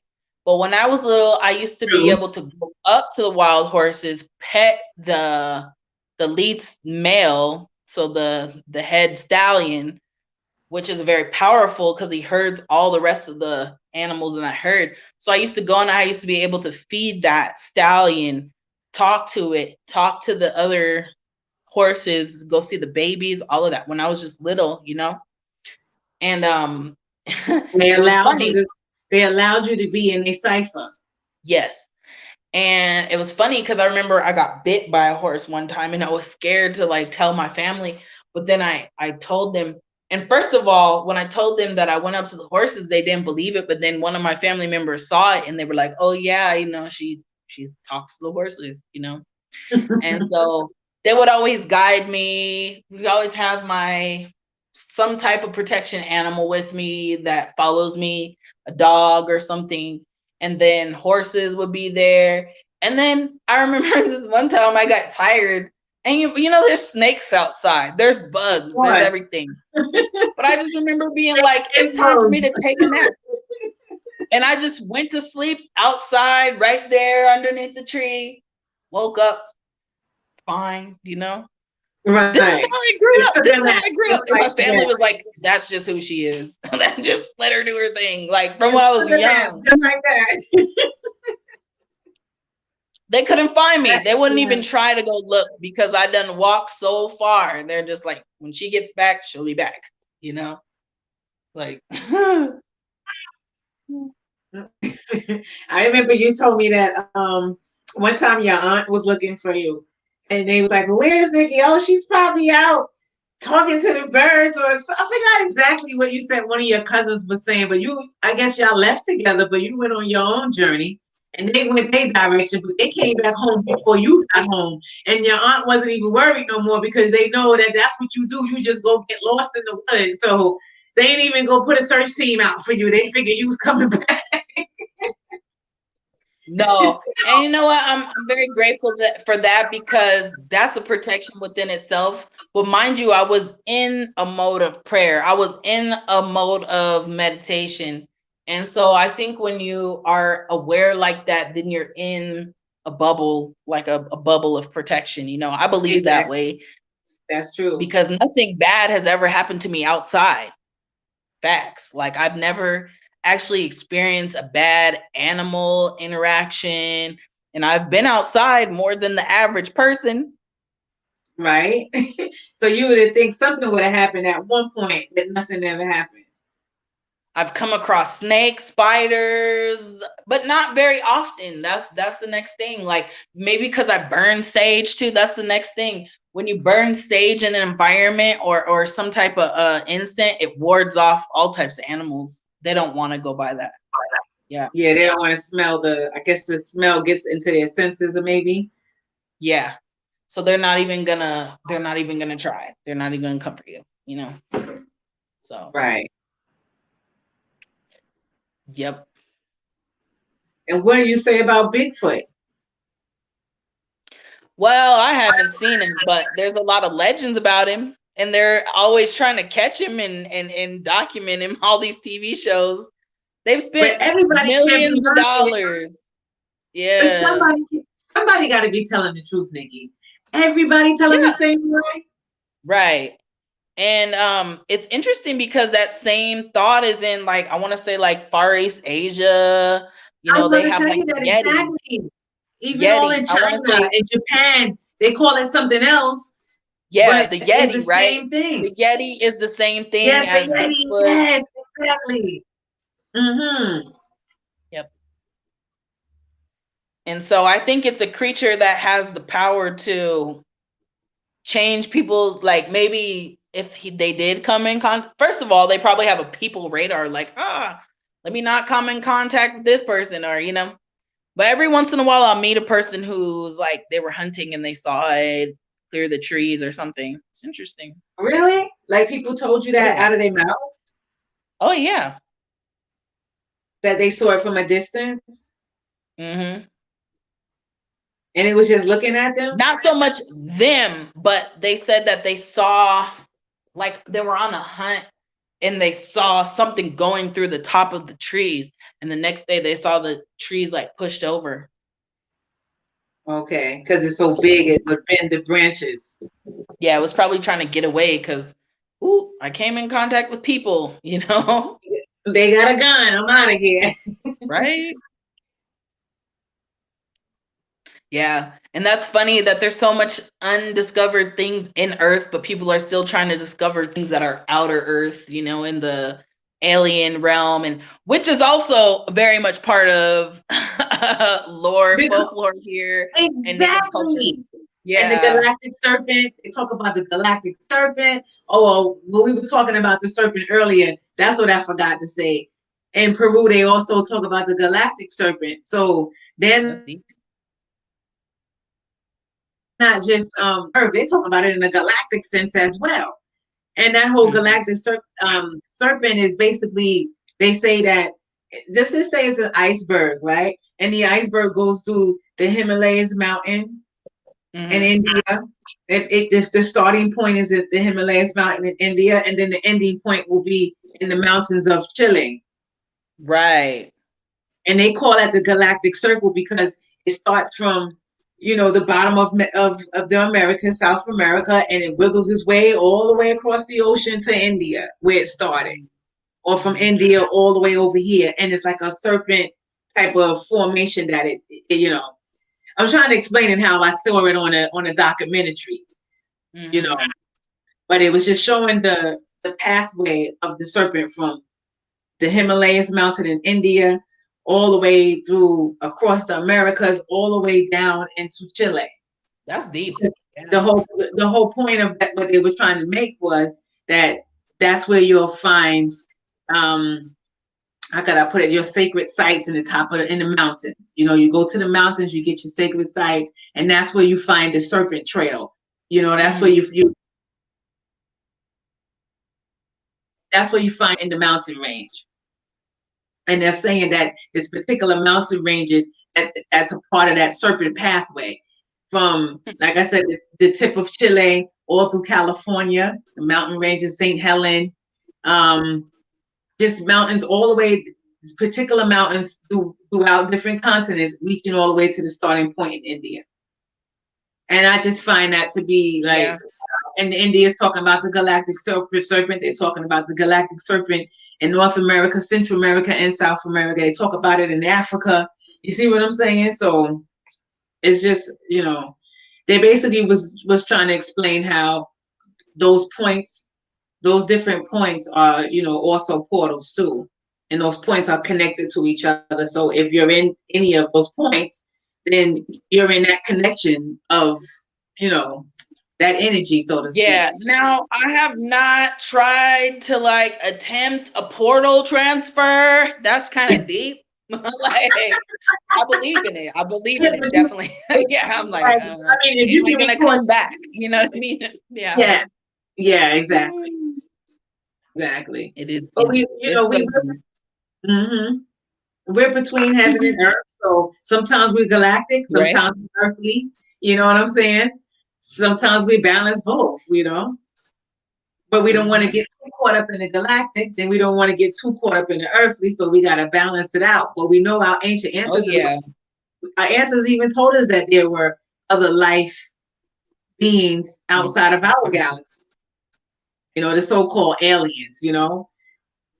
Right. Kemet talks about aliens. the North, Central, and South America talking about aliens. They talk about it in Africa. Like, come on, everybody can't be lying, you know? Exactly. There's definitely some energies well out there. Mm. But I believe that they're also inside here too, like Right, exactly. And how you're I believe you don't vibrating. have to get on a spaceship to go to space, I think that's also something that can be experienced with consciousness and Exactly. Traveling, spirit travel, or astral projecting, as they would say, right? Right. Because another thing that would happen to me, especially the first time when I come forward from Africa, like I would be asleep here and I would wake up over there. What? And I'd be like doing regular life stuff, going places. And then I would always wake up at a specific time and I would always see 911 for the longest time. And I always used to wake up at the exact same time. 9/11 in the morning. No, it was like some weird hour. I want to say like 3 something. I would always wake up. And I would like wake up from my African spirit life and then try to get back adjusted to like my life here, Yeah. Very interesting. Yeah. You felt odd coming back here, trying to get back adjusted into the American my pie. spirit, Right? my spirit was just trying to catch up. My spirit was like, hold up, you know what I mean? Where you at? Where you at? Right. Are you over here? Or are you over there? Where are you? Because it was funny, like I Mhm. even naturally in my path attracted 2 sisters, like a group of sisters, and we looked alike. So everybody thought I was just their other sister. Are you serious? Yeah. They're from Ethiopia. Mm-hmm. Mm-hmm. Wow. Yeah. That's beautiful. It was interesting. If you would have did a DNA test, you might have would have found out something. Right. Because you always say we have a twin somewhere. Yes, and it was crazy because I remember, especially the first time I went to Ethiopia, I saw like all the characteristics of every different culture in the people, because Ethiopia is such a diverse, of course, it's such a diverse number of people and cultures actually than what is like represented here in the States, of course. And there's like 89 tribes. Rastafari is the 89th. And so, yeah, all those different languages, all those different beliefs, all those different types of people. I remember walking around like, that looks like Greg. That looks like Shirley. That looks like Ife. I was tripping. That happened to me when I went to Ghana, sis, for real. I bet. It's like somebody that I know, she looked like such and such aunt. She looked like me, or he looks like my great grandfather. I even saw my great grandfather, and it spooked me out because he died when I was 11. Oh, and wow. I'm looking at the same height, same complexion, same body build, and it just blew me away, sis. And then I see my great aunt look alike, my grandmother's sister. Mm-hmm. Wow. Yeah, I know exactly what you're talking about. I know exactly, especially a lot of Jamaicans that I know. I saw a lot of people in Ghana that look like some Jamaicans. Oh, I be telling Jamaicans all the time, y'all know y'all Africans, but y'all are really Nigerian up in here. Like, you Nigerians are Jamaican. Like, yeah.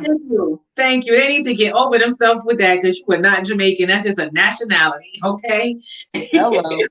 Let's get to the. It looked like it came straight from Nigeria or Ghana, brother. My brother. And some of them have the head shape too. Girl, this is the way they act, their little mannerisms. I'd be like, ooh, y'all African. No, I'm just kidding. Yes, exactly. Exactly. You are an African. Peter Tosh knew it. He was trying to let him know, And then he want to listen. Didn't he tell him that from back in the 70s? I don't care where you come from. As long as you're a black man, you're an African. Yes. Okay, you can come from Brooklyn. You're an African. You can come from Miami. You're an African. He went all the way down the line, just showing you, Yep. That's for real. It is for real. And that was the beauty. That's the beautiful part about going to Africa. It's just like it's an awakening that you're not going to get unless you go there. It's a cleansing that Now, you can't get did unless you go you there. go to the castle The slave or dungeon, the yeah. forts where they had the slave? Yeah, how was that? Tell me about that experience. How did you feel? How did that feel? Very depressing. As I got to the auction door, at first I couldn't even go in. It just felt like something was pushing me back. Then when I finally did go in, there was a brother from Staten Island. He's Haitian, but his family's Haitian. He was born in Staten Island. He was there, and we went. He walked with me in, and I'm just looking out the window, and I was just crying. Like, it just feels so gloomy in here. And the worker that works in this room, she's not even connected to the essence of what's going on. She's just there for the work, just there for the job. Well, she probably been there so much that the energy is something that she's incorporated, whereas this is something that we're remembering from all these ancestral times. Yeah. So you're processing it. Yeah. Different. Exactly. Mm-hmm. But I really, and it was funny because on the way there, I'm on the bus, and the brethren looked back at me and he said, "Oh, we're almost there, sis." And when I opened my eyes when he said it, because I had my eyes closed, like taking a snooze. And then when I after he said that, I closed my eyes back. And then I see this lady with this bright orange or bright red turban. And she said, "We waiting for you." And when I got there and I started crying, and then the lady at the gate, at first she thought I was from Ghana until I started talking, me and my big mouth. And now she want to charge me to get in. Okay. So the brethren was like, "But you wouldn't know any different if she wouldn't start talking. You was gonna let her in for free." And she was like, "No, she has to pay little $8, little 8 CDs." She argued with the brethren about it. I said, "Whatever." CDs? Yeah. Oh wow. Yeah, that's a trip. He said, right. And if I would have never said anything, I would have got in free. But because I started talking. I just be like, right. Okay. I should have been on sign language.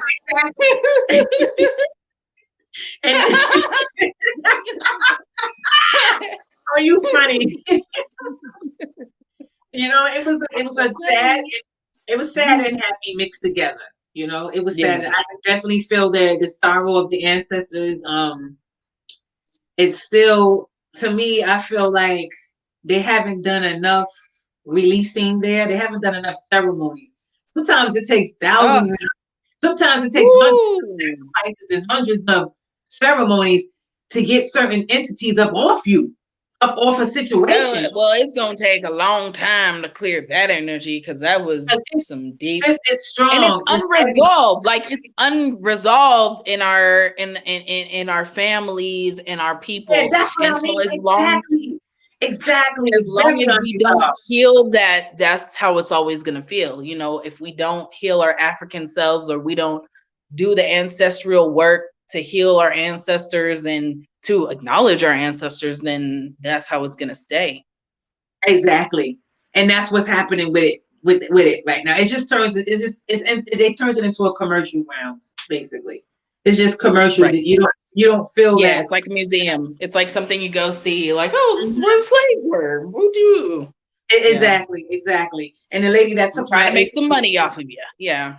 And that's exactly what I was going to say. The lady that took my 8 CDs, she's giving me an invitation envelope. You know how church will give you an invitation envelope, a tithe envelope. She gave me a tithe envelope to donate to the Roman Catholic Church that she's affiliated with. I said, "Ma'am, do you realize why I'm here?" I ain't even call a sis, because right now you ain't even a sister right now. I said, "Ma'am, do you realize why I'm here? I'm not here for this religion. This is why this place is built like this, because of religion. The same people that you're going to church to sit with, ma'am, are the same people who created this dungeon. The same Christians.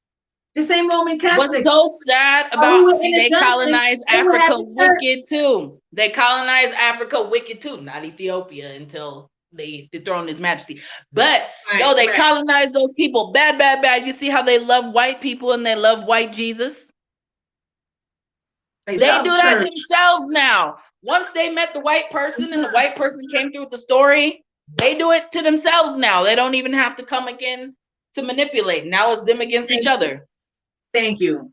The work's already been done. Yeah. And they live in that mindset. Yo, Nigeria, I love Nigeria. Love it. Me too. But they sad. Sis. It's sad. It's sad how people treat each other, how they treat their own countrymen, or they treat people of a different tribe. Like, that's horrible. They need to work on that. They really need to, you know, you seen the thing with the SARS and the whole war that broke out with the government, because it's not changing. It's not benefiting the people. There's so much riches in Africa, in Nigeria, with the oil, the resources, everything, and the people are poor. They don't have nothing to lose. That's why they've been rioting like that. Especially you went to Nigeria, didn't you? I've been to Nigeria several times. Right, I remember that. Necessary chaos. Yeah. And when I went, I met the president of Nigeria, who is the same president today. And I had so many burning questions, but because you have to be respectful, you know, there's a certain way that you approach situations and there's other ways that you don't. You know, you can't be too forward. Exactly. If you're too forward, that is such an offense. If I'm like, yo, why is there children still on the streets of Nigeria begging for food? Or like, why, you know, if I do that, then they're gonna be like, remove her. No. They don't want you to be here. I need to be in here to like look at y'all and see what's going on. And then eventually maybe I can ask the question once I get a little, you know, an opportunity to. But yeah, like it was so funny because one of my elders in Ethiopia, she always talks about how Ethiopian culture is so passive and so non-direct. and yeah, she's had a hard time because she's a Jamaican woman, you know. And I have to say this. Rastafari women in Africa who have repatriated are some of the most strong women I've ever met in my life, and they're amazing, and they've had to be very strong women, you know, but sometimes people don't know how to take that strength. You know, they take it as an insult more than, you know, an honor, you know. Yes. They look at it as an insult. Let me get my charger. Okay.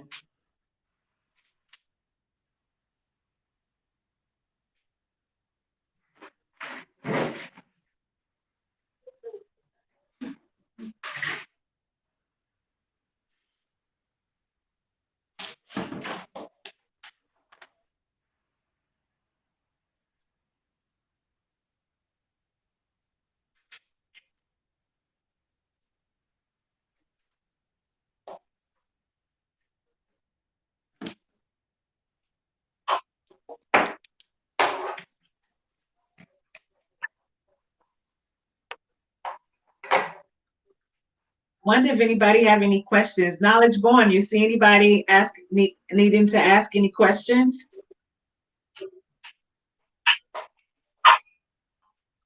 I think I just saw him come on and he just went off.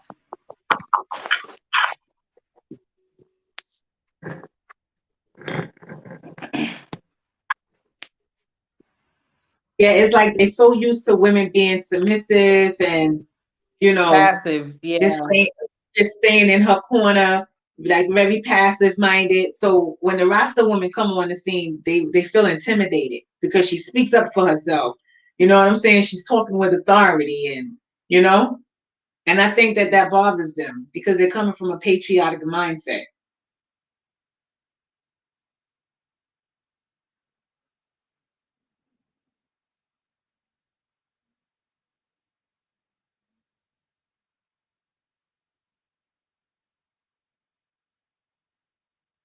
And the connection freezing up again.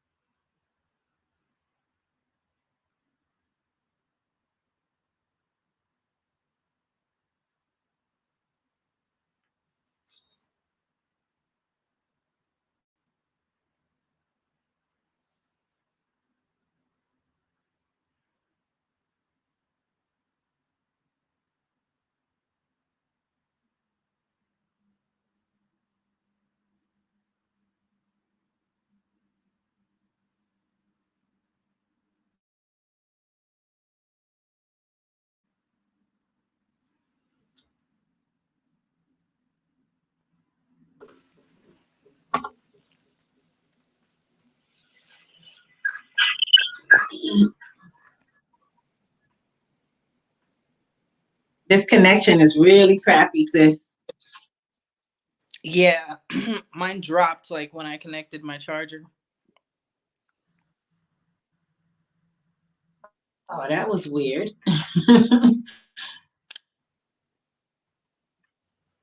That was weird. It's supposed to stay on while you put the charger in, right? I must tell y'all off the top, that's also how it is too when you're communicating certain things or the energy. Because the last thing I remember us saying is about powerful women, and that is a spirit, you know. And so it's real, you know, energy is real. So sometimes we get little Exactly. disruptions in the technology because it's real. You know what I mean? Mm-hmm. Mm-hmm. And I was that, and I was saying, like, they intimidated when a woman talks her truth, and sometimes they don't like the realness. They want to live in Right. there and patriotic. So when she's coming with her authority, and I mean what I say, and I say what I mean, and she's not worrying about if you're helping her. She's going to make sure she get out there and make it happen. They feel intimidated from that because it's like they want the woman to be submissive and whatever he tells her to do, she Or does. they're She just likes not it or not. used to That's a woman being in that role, you know, or they're just not used to women having to be in that role. And that's another dynamic, is that our social dynamics are different. So there's different ways that we have survived and, you know, and had to become stronger women because of that what we went through, you know. If you're African, you've never been, you're in your ancestry of that you came from never experienced slavery. It's going to be different from the experience of somebody who's maybe they had ancestors who, yeah, they got taken, but it's different than if you're the blood and DNA of those people that went through that. on this You side of know, the on this yeah, side of the world, exactly. right. And then you It's a still much have to deal with different. white supremacy and deal with Oh yeah, racism and all of that at civil the same rights. time. Yes, because these are also Mm-hmm. people who have never had to live Mm-hmm. amongst white people or live amongst a culture where they're totally the minority, you know, and that's the difference. Exactly.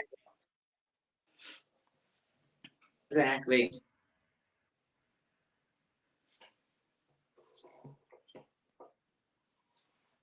Wow, we just went on and on.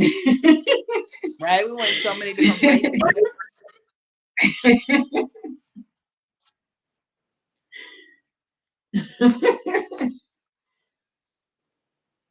It's the way it goes.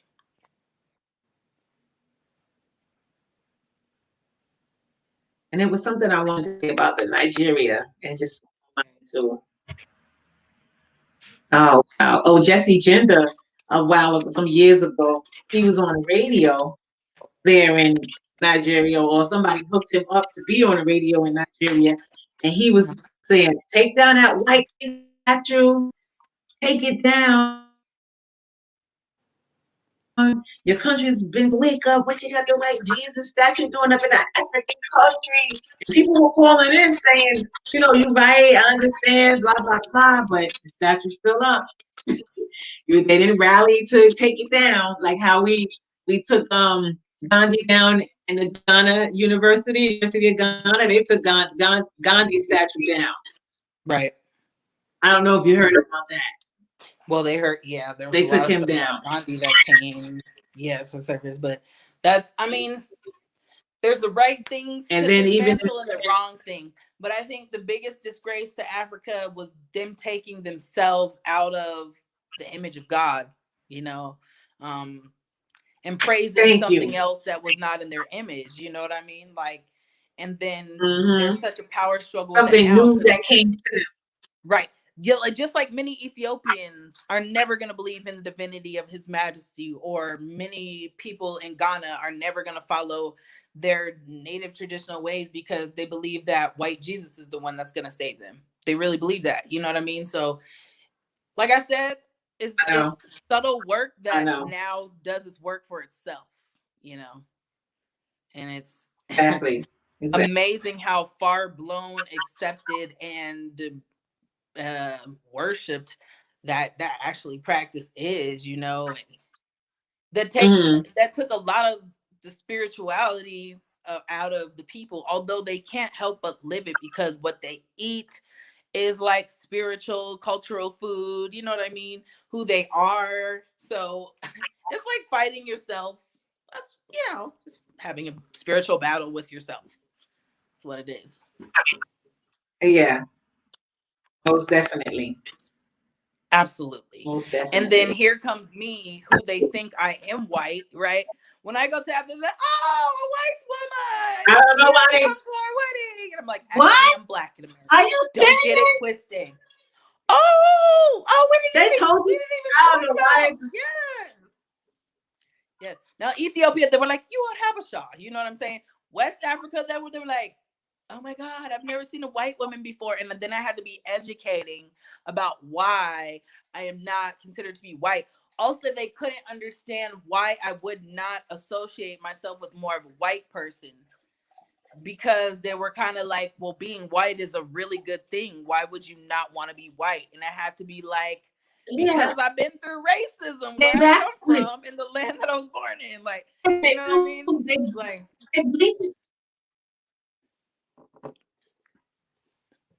yeah, and that's they're bleaching their skin to be white. Yeah, I just like I remember, and it looks so ugly. They look ugly. There was this youth who came up to me, and he was like, when I grow up, I want to have a wife like that looks like you. And I said, why? He said, because of your skin color. And I remember another beautiful, because I've always wanted to be darker. I always thought I was super dark, you know what I'm saying? Anyway, but so like I want to be darker too, exactly. I was like, God created us all how he wanted us to be. Your skin tone is beautiful. I've always wanted to be your skin tone, you know, like we're diverse because we are the children of the Most High, and there's diversity in that, and that looks different, you know. So, but then there was a lot of things that I realized that our people in Africa don't have knowledge of, because once again, they have never come in contact with it. They've never experienced the social stratification that we have as people of color, and the slavery process, the one drop rule, all of that trickled down to how that made us identify or have to check this box, you know, what race are you? What race or ethnicity are you? Well, for me, I had no question, because in America, I almost getting killed for being Black. So I'm like, oh, I need to stay with the people of color because y'all trying to kill me. That's how I understand why I decided to to go, you know, the cultural route. Like, that's my experience, you know, whereas they just couldn't understand. And you trying to explain that to them in Ghana. Yeah. They're like, why would you? And you trying to explain that to them in Nigeria? I mean, exactly.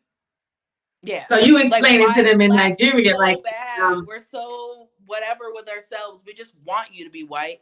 So like, we can say that you as a white person came to our wedding or our event. We saw a white person. We've been, and then I'm like, wait, do you like? Can we look at the different? Like, you've seen movies, right? Like, look at this. Look at this. You know what I mean? Look at this. Look at that. You know what I mean? Look at this. Look at that. You know what I mean? Right. Yeah, just the fact that they can't fathom why you wouldn't want to be associated more with white than Black. It's like, because I'm here because they think something is wrong with us.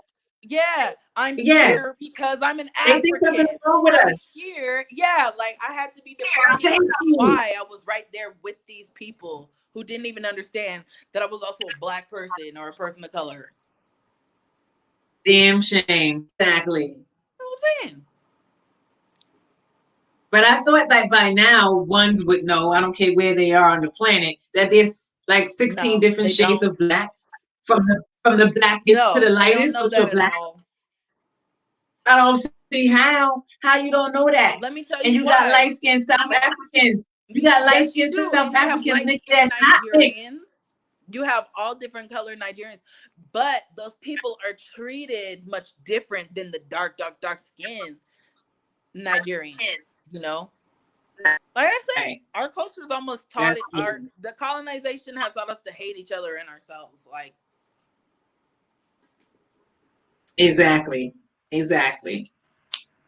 So it's like you explaining to them how important it is to be black, and they explaining to you why you don't want to be white. I'm explaining to them why I Oh, was you even in Nigeria with them, with they no electricity, with they uh oh, you're gonna get kidnapped. Oh, all the propaganda, even other Africans told me, oh, you don't want to go to Nigeria. Oh, this is gonna happen to you. You will get kidnapped. Don't do it. Don't speak English. Don't act American. Wear some different clothes. You know, so my whole thing was that I'm here with y'all because I'm also part of your culture, trying to find my culture. You know what I mean? And it was they beautiful couldn't because even there's they so didn't much even see that. maturity. That went right over their head. Mm-hmm. Like I was just coming to like be their white savior. That was it. I was coming to be their white savior. I had Damn. never gone through any hardship in my life because I was this white person. You know, it was like wow. Because you go from America where you're not even accepted in the country that you were neutralized to going back to Africa to them not understanding how you fit into the context of that or why you would be there in poverty situations with Anyway. these people. Mm-hmm. Because I'm an African creator and I came to create. Hello. Exactly. So now you're educating people, you're having to educate people who didn't know that. Black people who didn't know that. Now I know this businessman from Nigeria. He's brilliant, Brandon, everything.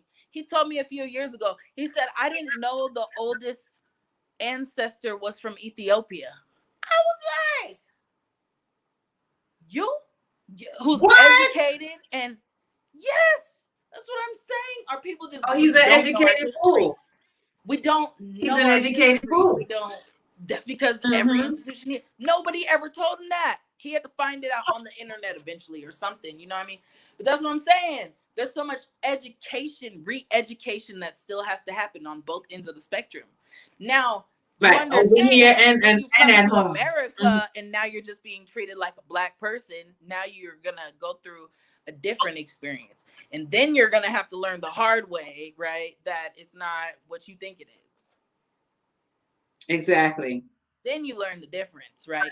But if you've never been, then you're just like assuming or going along life. Like ignorance is bliss. Like if we don't educate ourselves on our history, African, like I remember Elizabeth's husband, who is from Senegal, asked, we were in Denver and we were at a restaurant and he asked the girl, he said, do you know where Senegal is? She said, no. And he said, why don't you know where Senegal is? It's West Africa. Because we don't, the geography is important. Our history is Word important. And before. these are not things that are taught in the education system at a basic level anywhere in the world. You know, Mm-hmm. that's why we assume them worse right now than the whole education system. Because we're Exactly. speaking truths that aren't even spoke in the context of their history books or this brainwashed education that they're teaching people. Mm-hmm. Mm-hmm.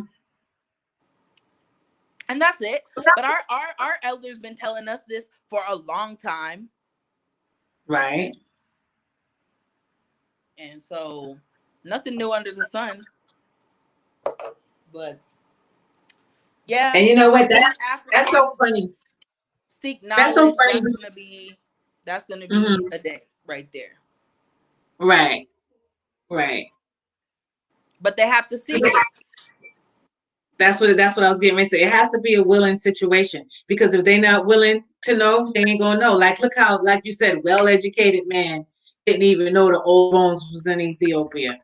Like, Didn't come even on, you know. on the Didn't concept. know You anything on about the Ethiopian history. He probably didn't even know Egypt was part of Africa. Nope, You he live thinks on the that's the same planet Middle anyway. East. Yeah, right there on the same tectonic plate, on the same continent. And you don't know that the oldest bones is on the same continent you live on. Well, we over here know that. We take the time to Right. know that. Right. So we have a lot of work in terms of trying to educate each other and learning from each other. Sure. Mm-hmm. And it's basics, you know, it's a lot of basic education that needs to happen.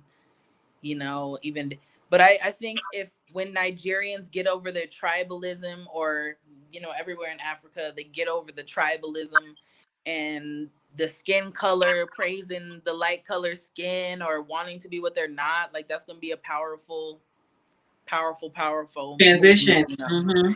And I see it coming gradually or through different ways, and, you know, like more media, more internet, more the more they get access to the Afrobeat finally went international. It's now played in everywhere around the world, you know, so Africa definitely made another emergence through music or media, you know.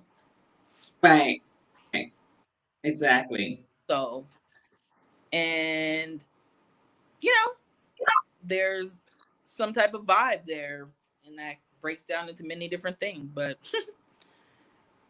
it's definitely better than African Booty Scratcher in the 80s. Exactly. Do you remember that That's where we African came booty from. scratcher, Jamaican booty Y'all scratcher? know what I'm talking about. Don't act like y'all don't. Y'all remember that? That was like Yes. the biggest insult you could call somebody when you was a kid. Thank you. And I haven't heard that word in a long time. What? Okay. Trust me, I know. Oh, look, calling them, go back on your banana boat and all them little issues, you know? I tell you. I'm just trying to remind you. I ain't trying to tell you. I'm just trying to remind you. Okay. Exactly. That's it. I'm just here to remind people. That's all. That's all. And maybe you need to reminders. Yeah. Exactly. And you I'm just probably trying to need help to you have remember who you are. I got tools. Link me. Y'all gonna need some sage. How y'all gonna need to? You need this rock from Africa? I don't know, but we gonna get it together, people.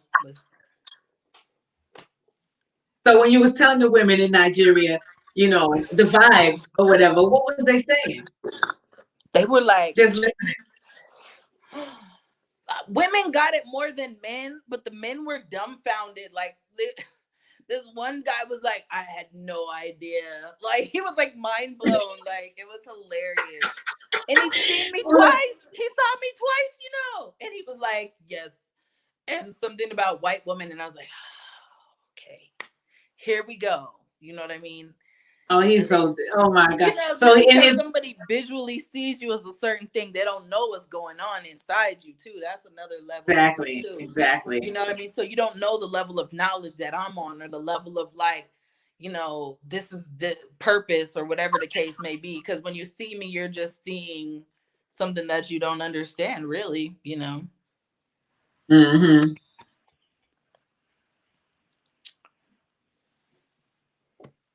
Yeah, it just shows you how much work needs to be done, you know? They be like, oh, you must come to my wedding. I am going to have a white woman at my wedding. Oh, and I was like, hold up. Like, wait. No, he didn't. No, he didn't say oh at the end. I'm just saying. No, but he didn't say pretty much. That's pretty much how exactly. Oh, that is too funny. No, trust me. They really like their pidgin English is very interesting. And but yeah, they was definitely on that. Oh, and they say sorry, Nigeria, sorry. They say sorry a lot. Right, exactly. I'd be like, well, I don't know what that was part of their culture too. I was like, why are we so sorry? You know? Exactly. I got it though. I got it after a while, and I was like, oh, I'm sorry. Right. I'm sorry too. You know. Sorry, I won't be at your wedding. Okay. For real. Definitely about to be there. I'm sorry, my brother. That was too funny. It was real. Yeah. And it's real. It's definitely a lot of work needs to be done. For real. We're damaged over here, over there, everywhere. America, the Caribbean, and Africa, Black people is messed up. We're messed up. Now, I will say another thing that woke people up this year with the whole protest. I think a lot of people had to wake up and realize that there was a lot that they didn't know about America and the injustice that Black people still go through. Now we know because we've been living it the whole time. Ain't nothing been different, you know. Here, really, just that they choose to put that on the news now. They didn't ask us a long time. We didn't even have to run. Just ask me. When the young man at the Fruitville station got shot, Oscar Grant. Mm-hmm. Yo, they lit California up, but y'all didn't see that on the news, did you? Oh, I didn't know that. They oh, did? exactly. California was shut that shit down. Oh, when Mike Brown got killed, yo, riots take over the whole highway. Yo, California, Oakland, different breed. And see, they never. Yeah, that's what I like about Cali vibes. Yes, when it's time to, they got that Black Power, Black Panther power on them. Yeah. Even if they there gang was members. much information about the Black Panthers and what the Black Panthers did, and they were a terrorist organization. Really? When they started feed the breakfast programs for children, the Black Panthers implemented that. By any means necessary, because the WIC so program. killings of Black people by the cops in California, still to this day, you know what I'm saying? But they had to stand up, you know, and that was that. Right. By any means necessary, and that's why that level of militancy came to the forefront, and it had to. Because they were feeding more people than the United States government was. That's where the WIC program come from. People think the WIC program came from white people, but it came from the Black Panthers. Yep. They started the first WIC program. Breakfast for children. And free breakfast and everything in school and everything. Yes, they did. Right there in California. Right there in Oakland. I also must tell you now, I had Black Panther teachers, former Black Panther teachers, Erica Huggins, Elaine Brown, and Dr. David Hilliard came to my Black Studies class when I was a freshman, and it changed my life. And yes, so that was definitely a history that impacted my outlook very much.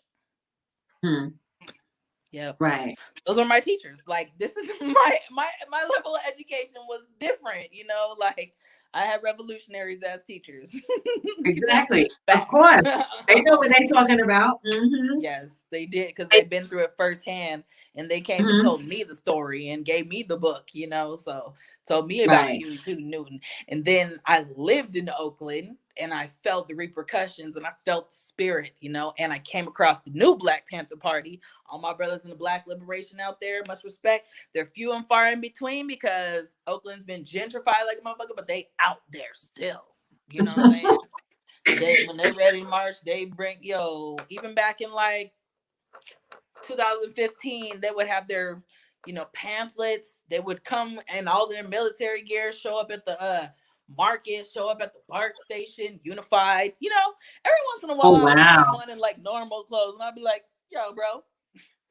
Right. Yeah, like, I see you. What's up? And they would drop a beat or something. Like, now we freestyling on the train. Right. Right. But yeah, it's deep. And you still connected with them? I'm getting my charger again. You still connected with them? Some of them, I think, via social media. You think they would want to come on this platform with you? Oh yeah. But let me know. Try and set it up and let me know. Because people need to hear from the Black Panthers point of view, out of the Black Panthers' mouth. You know what I mean? Yeah. And see that the existence still exists, and that, you know, normal people like you and I could tap into that knowledge still right now, you know?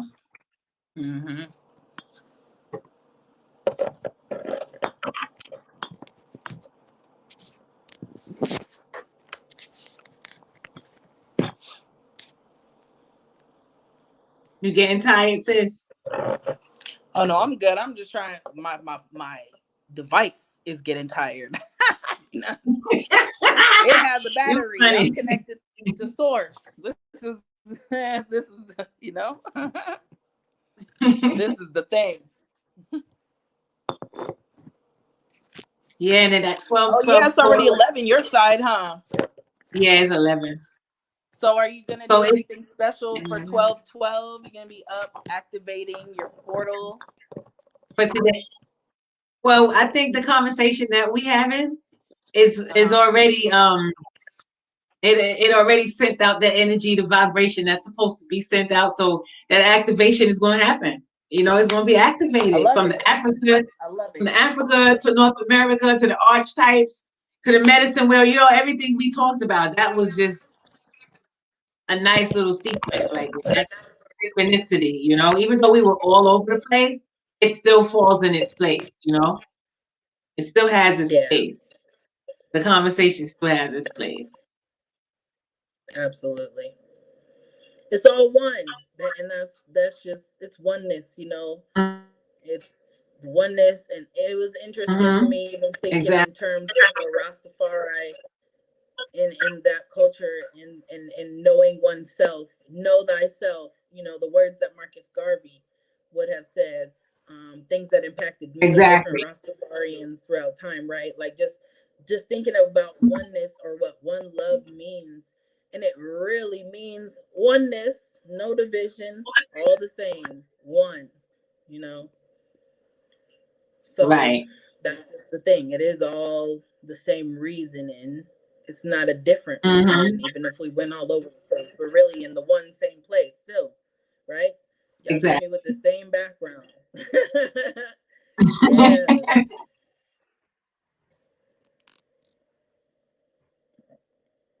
absolutely. And that's reality. That's the actual and factual reality. Mm-hmm. Mhm. I'm gonna get me. See, I have this sister, and big up to Emmanuel. Um, I have this sister who's ever ready for like propping up devices when she's doing like talk radios and stuff. That's her thing. Right. You'll have to get a reason with that sister too. She's real irie. Okay. Let me And, know when and she's she's got available. some other works going on as well. Okay. Just let me know when you think she'll be available, like if she have time to come on, and then we can set it up. Yeah, that would be nice. You know, but even like this month, because on the 18th will be like the last day of school because they're gonna go on Christmas vacation. So we have like that whole 2 week period, you know, and we can then Kwanzaa will come in. We can just start filling time, you know, some time in like that. Hmm. She's in New Mexico too. She is in California now. Okay. She's a Haitian sister. Okay. California? Or do you miss Colorado? I don't miss anywhere right now. I miss Jamaica. Oh, for real? Get out of here. I do I too. always I miss ain't gonna lie. Jamaica. I ain't gonna But lie. I yeah, do when too, when sis. it I gets love cold, Jamaica I'm too. like, I miss every warm place that there's warm Yeah. for color. Atlanta. I always Although it's probably I cold always in have that Atlanta. special I always have that special connection with Jamaica. You know, my grandfather's from there, my children's father's from there. So I know what you mean when you say I miss Jamaica. It's true. It's true. Yeah. It's I mean, yeah, like you're pretty much like so close to Jamaica that, one you're hour. there where you are. 1 Mhm. hour. 1 hour. You see it? And then you came to Miami and you didn't even come see me. Because I was just Now I going gotta through call to you go out to on Do the Knowledge Jamaica. Radio. I just went through to go to Jamaica. Me not miss Oh, this okay, Miami. okay. What? You just did like a little trans. Yeah, exactly. Okay. I know, but then if I was gonna be around more, I was definitely gonna link the eye. True. True.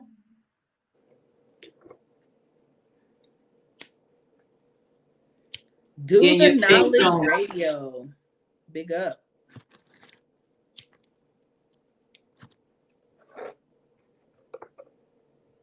What time is it there? 8 o'clock? It's 3 minutes till 9 o'clock. Oh, okay. So we're like 2 hours Hmm. different. Okay. I thought we were on the same time zone for some reason. But I don't know why I thought that because that's West Coast. Well, it's Yeah. Mountain But, Standard Time. right. Because Colorado is 2 hours, right? 2.5 hours. 2 hours. There's no halves. 2 hours. Is the same thing? Okay. California's 3. Yeah, exactly. So it's almost gonna be 8 in California. It's still early over there, definitely. Ish. I think Yeah, I'm exactly. finally adjusting to the early darkness. Took me a while. Yeah, because the daylight savings time, we Mhm. get it, and especially when December 21st come, when the winter solstice come in, it's gonna be like longer nights. It's probably gonna get dark about 6 o'clock, 5:30, 6 o'clock. Yeah, I'd be ready to hibernate out here. That's how cold it gets. I'd be like, I just want to like stay in here, and like, yeah, but still try to have to It's, go it's out and function the same way. it feels cold because it gets dark early. That's why it feels colder because it gets dark earlier. Right? Yeah. No, we're not used to it Right. being dark 6 o'clock, 6:30. We're used to it being dark 8, 9 o'clock. Right. You know, we kind of from April to when daylight savings time come back again in what November, we have 9 o'clock. It gets dark at 9 o'clock in the night, 8:30, 9 o'clock. Right. Now we get into the winter season.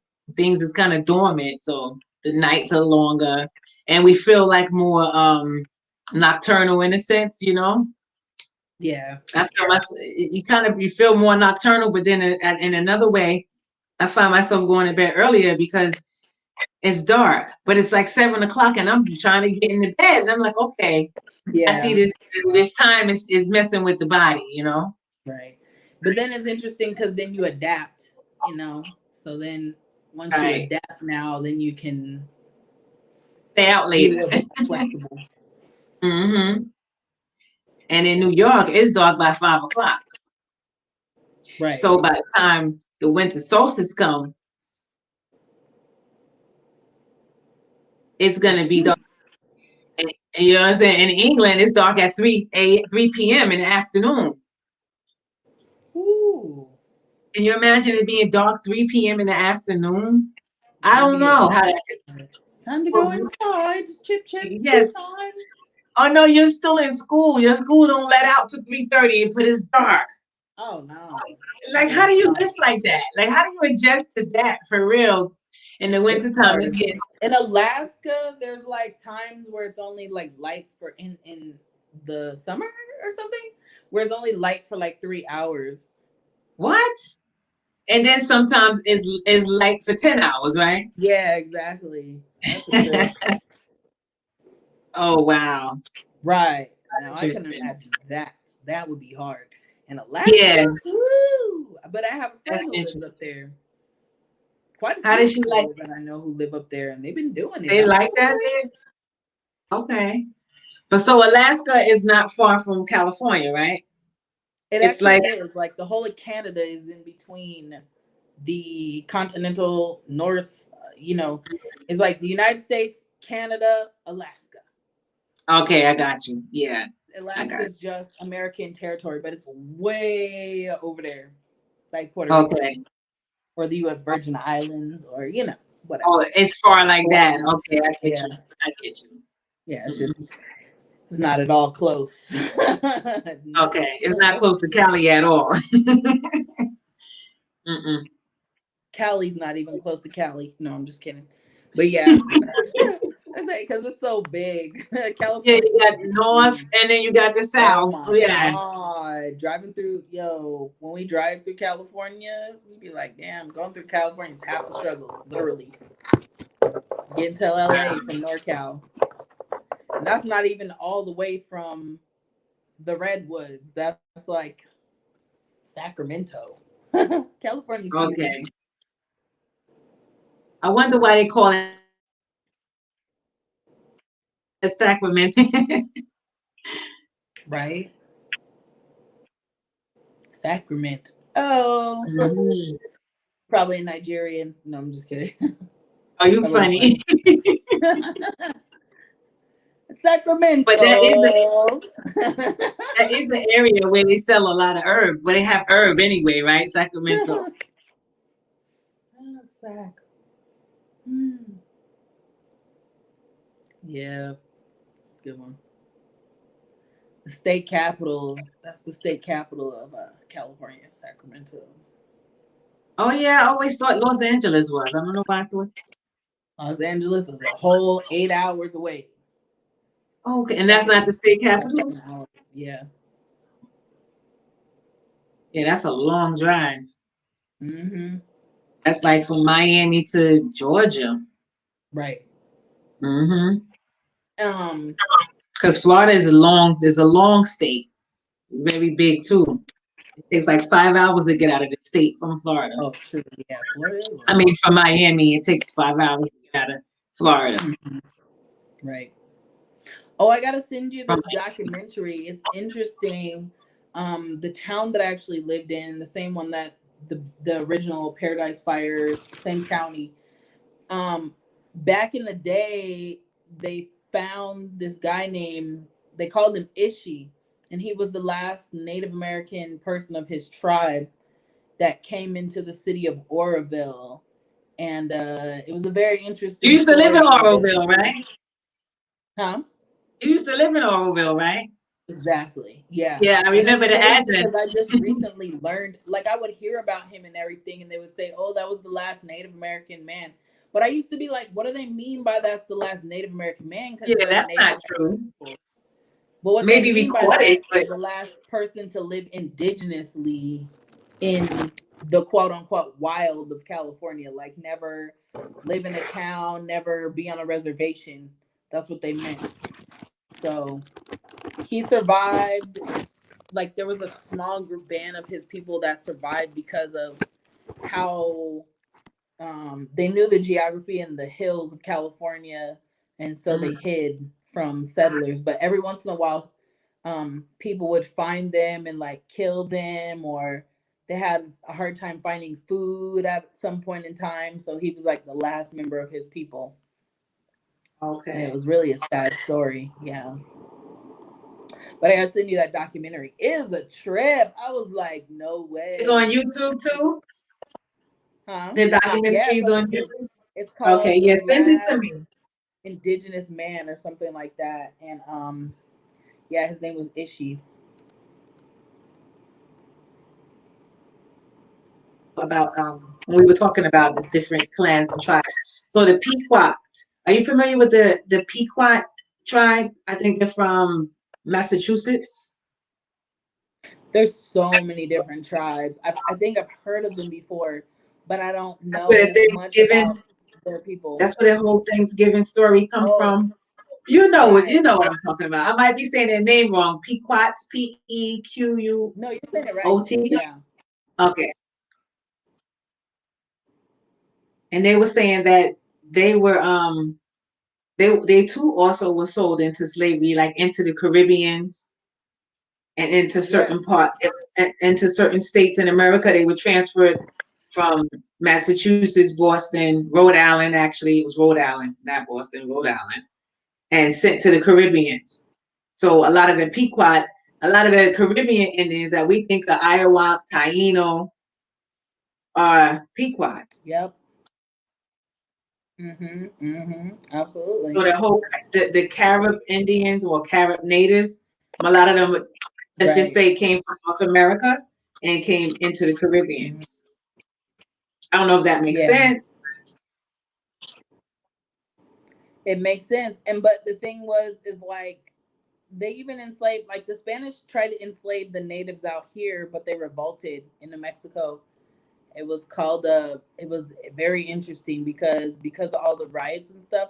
There's a Spanish conquistador by the name of Oñate, and he was known for cutting off men's legs or something like that. Like he would cut off people's limbs, and they actually took the statue of him down this year, and there was like a shooting. It was intense, but basically like They took it down because pillaged their way through, and the native tribes, the 19 pueblos gathered together and they revolted. It was called the Pueblo Revolt. And, right. Because they were just tired of doing their women the way they were. Actually, came down to the women. There you go, yet again. So, yeah, definitely. And the Pablo, that's a Mm-hmm. So the A lot Pablo, of indigenous mixtures. right, Oh right. yeah, but where I was getting with the Indians as slaves, they enslaved the Native American peoples, but they were dying too fast because of smallpox, and that's why It's chattel what the slavery diseases. got as Hmm. yeah, because they realized, oh, not only are these people like resistant, like you know, they're actually surviving our nasty diseases that we have. So that's why that happened. But I mean, there's a lot of like I hear people say like, oh, there was native people who had slaves and this, that, and the third. Yes, well, there was also Africans. There's Africans who have slaves right now. There's Africans who are slaves to Arab Africa right now. You feel me? So Exactly. I forgot what country that was. Was it Greece or was it Israel? Israel, I know exactly where you're going with this. And they threw them all in the water, gave them life jackets, and threw them in the water because most of them were there, I guess, illegal, or maybe the visa expired, whatever the case is. And the government allowed that government of that country, I Mm-hmm. believe it was somewhere in Israel. Was it Israel or Greece? I can't remember exactly. But they put them all on the boat, put them out into the sea, and threw them over and gave them life jackets. And I haven't heard nothing else from it. What is the United Nations saying? What That's is crazy. what is Africa saying? That's crazy. Yeah. But they keep leaving Africa, going to those countries, knowing that you're not wanted there. You know what I'm saying? So you get treated like nothing. Yep.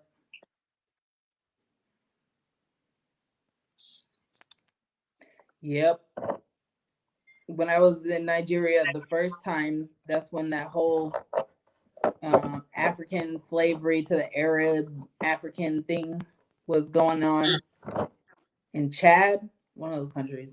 There's always something going on with North Africa and the rest of Africa, like war and Yeah. all different Hmm. struggle at the time because they have totally Arabized the whole of North Africa. And yes, enslaved a lot of actual Nubian or dark skinned people, of course, you know. Hmm. Exactly. So it's pretty sad to say that's also what's going on. But yeah, there's people, oh, everybody wants to be pointing the finger. Well, these people had slaves too, and like I said, don't divide the struggle, people, unify.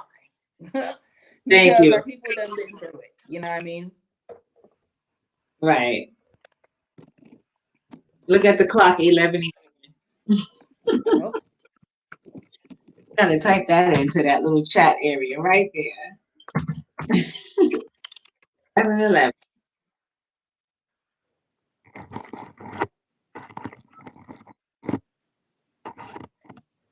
Yeah, we really getting low in it now, huh? and it's 9/11 where I'm at. Told Hey, you. look at that. Look at that. Remember the 9/11 you told me you was in? Yep. 911. And do you know 911 is Ethiopia's calling code? Like every number starts with 911. Wow. And their New Year's is 9/11. 9/11. Exactly. Exactly. Yep. And they're like 7 years If behind. you have an I was emergency just in the Americas, you call 911. 911. Exactly. There gotta be a science behind that one. Deep. These numbers, they be meaning something. I know. And even that 1-1 is just like 411. When you want to find somebody's phone number, you call 411 for information. 911 for emergency. Right. And that's kind of trippy. Even when you add 9 and 1 is 11, same way. It still has Yes, 11 in it. exactly. And still end up with Mhm. 11. That 1. Yep.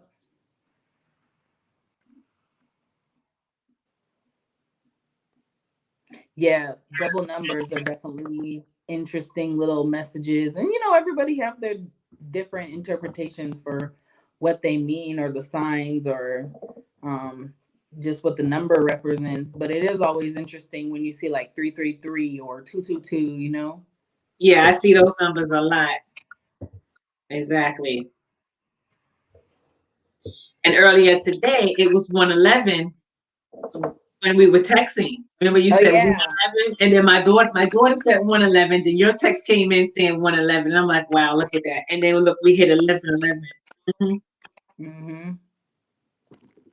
And then, today's date is 12/12, which the 11 is there. The one with the 12 and the one with the other 12. Oh, true. And then the 222, quadruple twos, or 3 twos, however you want to look at it, but there's a lot of twos in today's date. Oh, yeah, because of 2022. Mm-hmm. Yeah, and then the 212s. Right? Wow. Yep. That's deep. Like really deep. Yeah. Deep for whatever reason we might even know, but it's deep. We'll find out. We're going to soon find out. Find out, yeah. Yeah, but it's great to be having conversations like this. Like I said, thank you so much for asking me to join you here, and to have this conversation with you. It's been absolutely amazing. I feel like we did that knowledge. You know what I mean? So thank you so much for asking me to be a part of your broadcast this evening. You definitely have to come back again.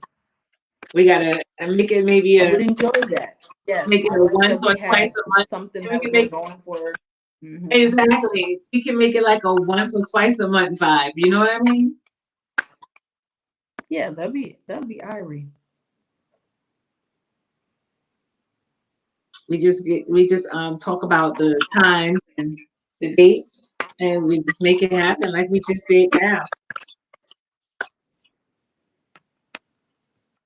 But the other sister you was just telling me about, I think you said she's in Cali, right? You just let me know when she's available. Even if we do it like a Thursday, like I said, because after the 18th, school will be out for 2 weeks. Whoever, children will be out of school. So that's one thing. And people that work for the school system, they'll be out. Like me, I work for the school system, so we'll be out for those 2 weeks until school goes back.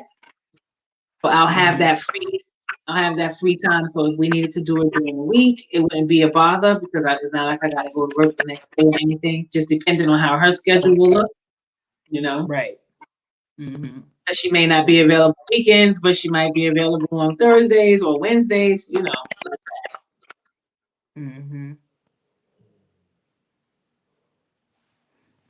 Yeah. So you're gonna come on with her, right? It'd be interesting for you to have a dialogue with her about like Haiti and how Haiti's resistance, the Haitian Revolution. Yeah, she's got a lot of just knowledge in general, and I think she was born in Haiti. Huh? She was born in Haiti. Yes. Oh, okay. Was born in Haiti, grew up in New York. Like that. Way to New Mexico and all over the place, but yeah. Right. And a lot of people don't even know about the Haitian Revolution, so that'd be an excellent topic. They don't understand, why Haiti is called the first Black Republic. They it whipped and crushed 3 world powers. A lot of people don't know that. Right. And how, Toussaint Dessalines did they thing, you know what I mean? Especially Haiti. A lot of people understand that they use the ancestral spiritual systems too, in order to conquer those 3 worlds. Of course, Haiti is very much known or revered for ancestral worship, or what people call voodoo. So it's also a very interesting thing, you know. Yes. That they use that to win. To fight the enemy. So we know what it's used for, to fight the oppression, bring blessings into our community, to help you. It's used to help you, not hurt you. But people have taken it to a whole different dimension and Well, in a once again, benign that's one way. of those things where religion comes in and tells you that something is evil, but then they do the practices that are exactly similar or even more demonic, like making you drink this blood and eat this flesh. Exactly. And then when they get the Holy Ghost in church, they're like this, foaming out the mouth. They're all over the floor. They just throw the white sheet over them and just let them go through whatever they're going through. The So what's the same thing difference? they went through in that same ceremony. Thank you. Thank you. Mm-hmm. Yep. Hmm. Deep like that. So yeah, sure, that'll be a very nice. You're gonna come on with her too, right? Yeah, that'd be cool. Because I think like 6 people, 7 people could come on at one time, if I'm not Okay, mistaken. okay. Mm-hmm. Or even Yeah, more than so that. rather she posted like a women's Wednesday talk, and when quarantine first happened, and that was real cool. Like Mm. just a bunch of different women talking about everything that's going on or whatever topic. Yeah. Okay. And she does that every Wednesday. She was. I'm not sure where they're at now in terms of the because they were doing it through Zoom. Right, right, right. That she could bring it through this platform. Mm-hmm. Yeah, that would be cool though.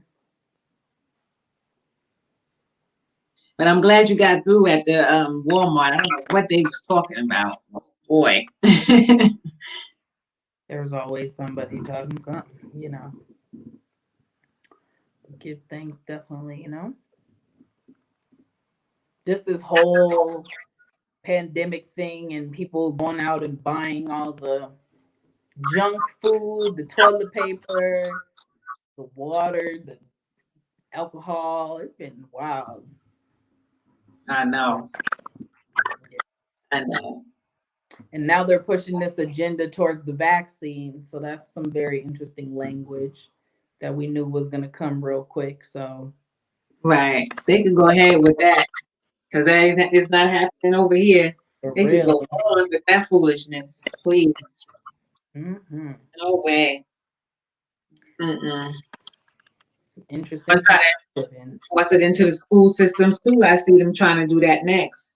The children can't come back to school unless they get the vaccine. I mean, they already do because they make kids vaccinate from baby. You know what I mean? Exactly. So It's some parents are going to go right from for the it. time that we're even born. So that's it's getting harder and harder to just be human and to keep our consciousness. Exactly. Exactly. And to be our natural selves. It gets harder and harder as time goes on, and it should be easier and easier. You know.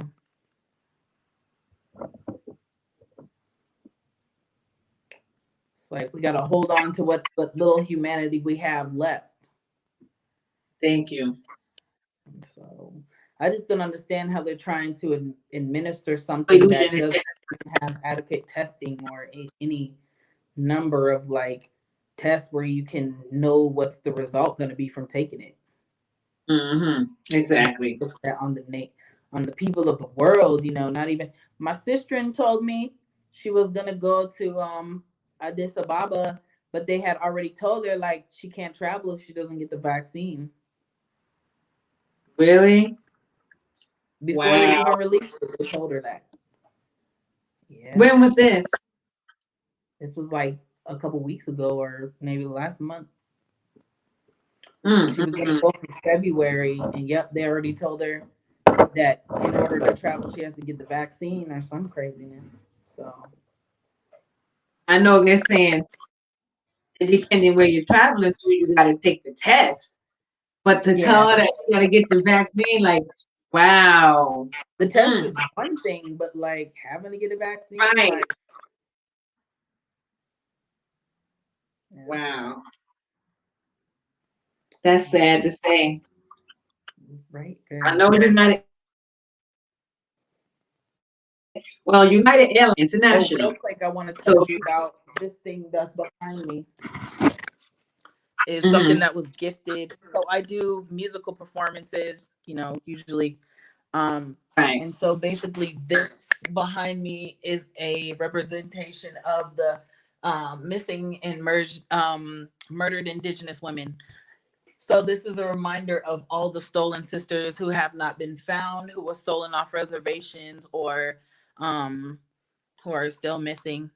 Right. It has the medicine wheel here, and it has like a woman dancing. This would be like a shawl. Okay, dance. yeah, I see that. And it says protect the sacred, the stolen sisters. But I also changed the language of that, and I said missing and emergent Indigenous people, because I think that there's a lot of men missing too, and they choose to just say women, and it's important that we acknowledge both, you know.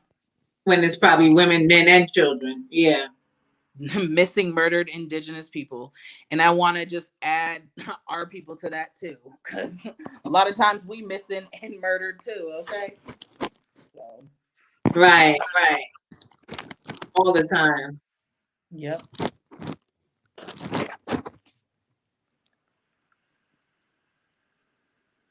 Yes, I. Well, thank you once again for having me. I'm gonna We can always get ready for my 12/12. You're doing a little ceremony, exactly. energy. Exactly. Yeah. You gonna do something at your house? Yeah, just set my intentional candles. Right. That's what me and my daughter's gonna do. She's like, let me know when you're done with the live stream so I can start my candles. I'm like, okay. Yeah. Definitely, because it's 11:25 here. So. Nice. Got a few Let's more take minutes. time to get together. Yeah. And we definitely gonna do a part 2. Most definitely. Yep. Oh, another thing, I'm gonna do a bath, ladies, because you know we gotta take care of ourselves, and I'm in the dry desert, so I definitely need to be dipping in the water, and it's cold. So got my Epsom salts with my my essential oils, and I'm gonna be doing that before I light my candles. Ashe. Okay, so you're gonna get your herbal bath on. Yep. I hear you, sis. You're right about that. Yep, I'm get my incense burning as well. We got work to do on our sides. That's right. Yep. So just keep me informed with the Haitian system, and you know, you coming back on and all of that good stuff. All right, sounds good. And we'll talk Tuesday, you know. Yes. Yes, or sooner. When I get the gift wrap. Right.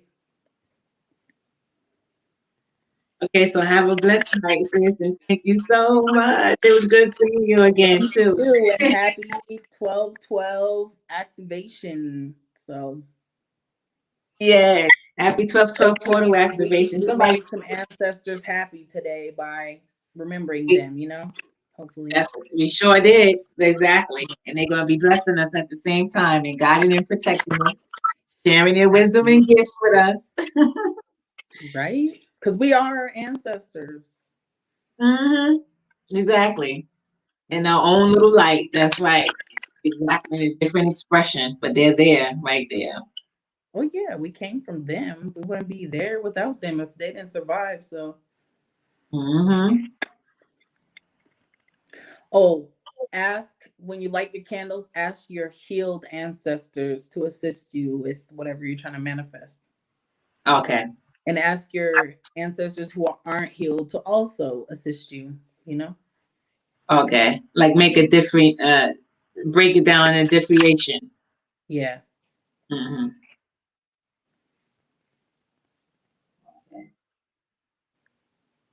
I give thanks. Give thanks, Rastafari, every time. All right, we'll talk soon. Yes, bless up. Thank you, The Knowledge, Do the Knowledge Radio, and Real Talk Radio for having me.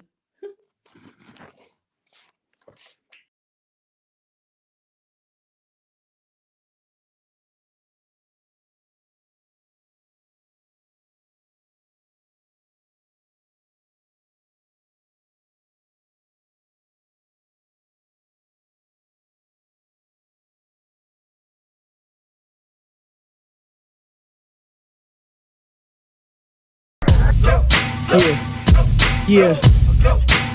Now we gonna tell them that in front. We tell them like this, yo. I'm an African. I'm a African. I'm an African. I'm a African. Yeah, y'all like that? No more. This man's mind is open. I'm an African. I'm a African. I'm an African. I'm a. Let's get And back that to motive the is best developed by recognizing the common enemy.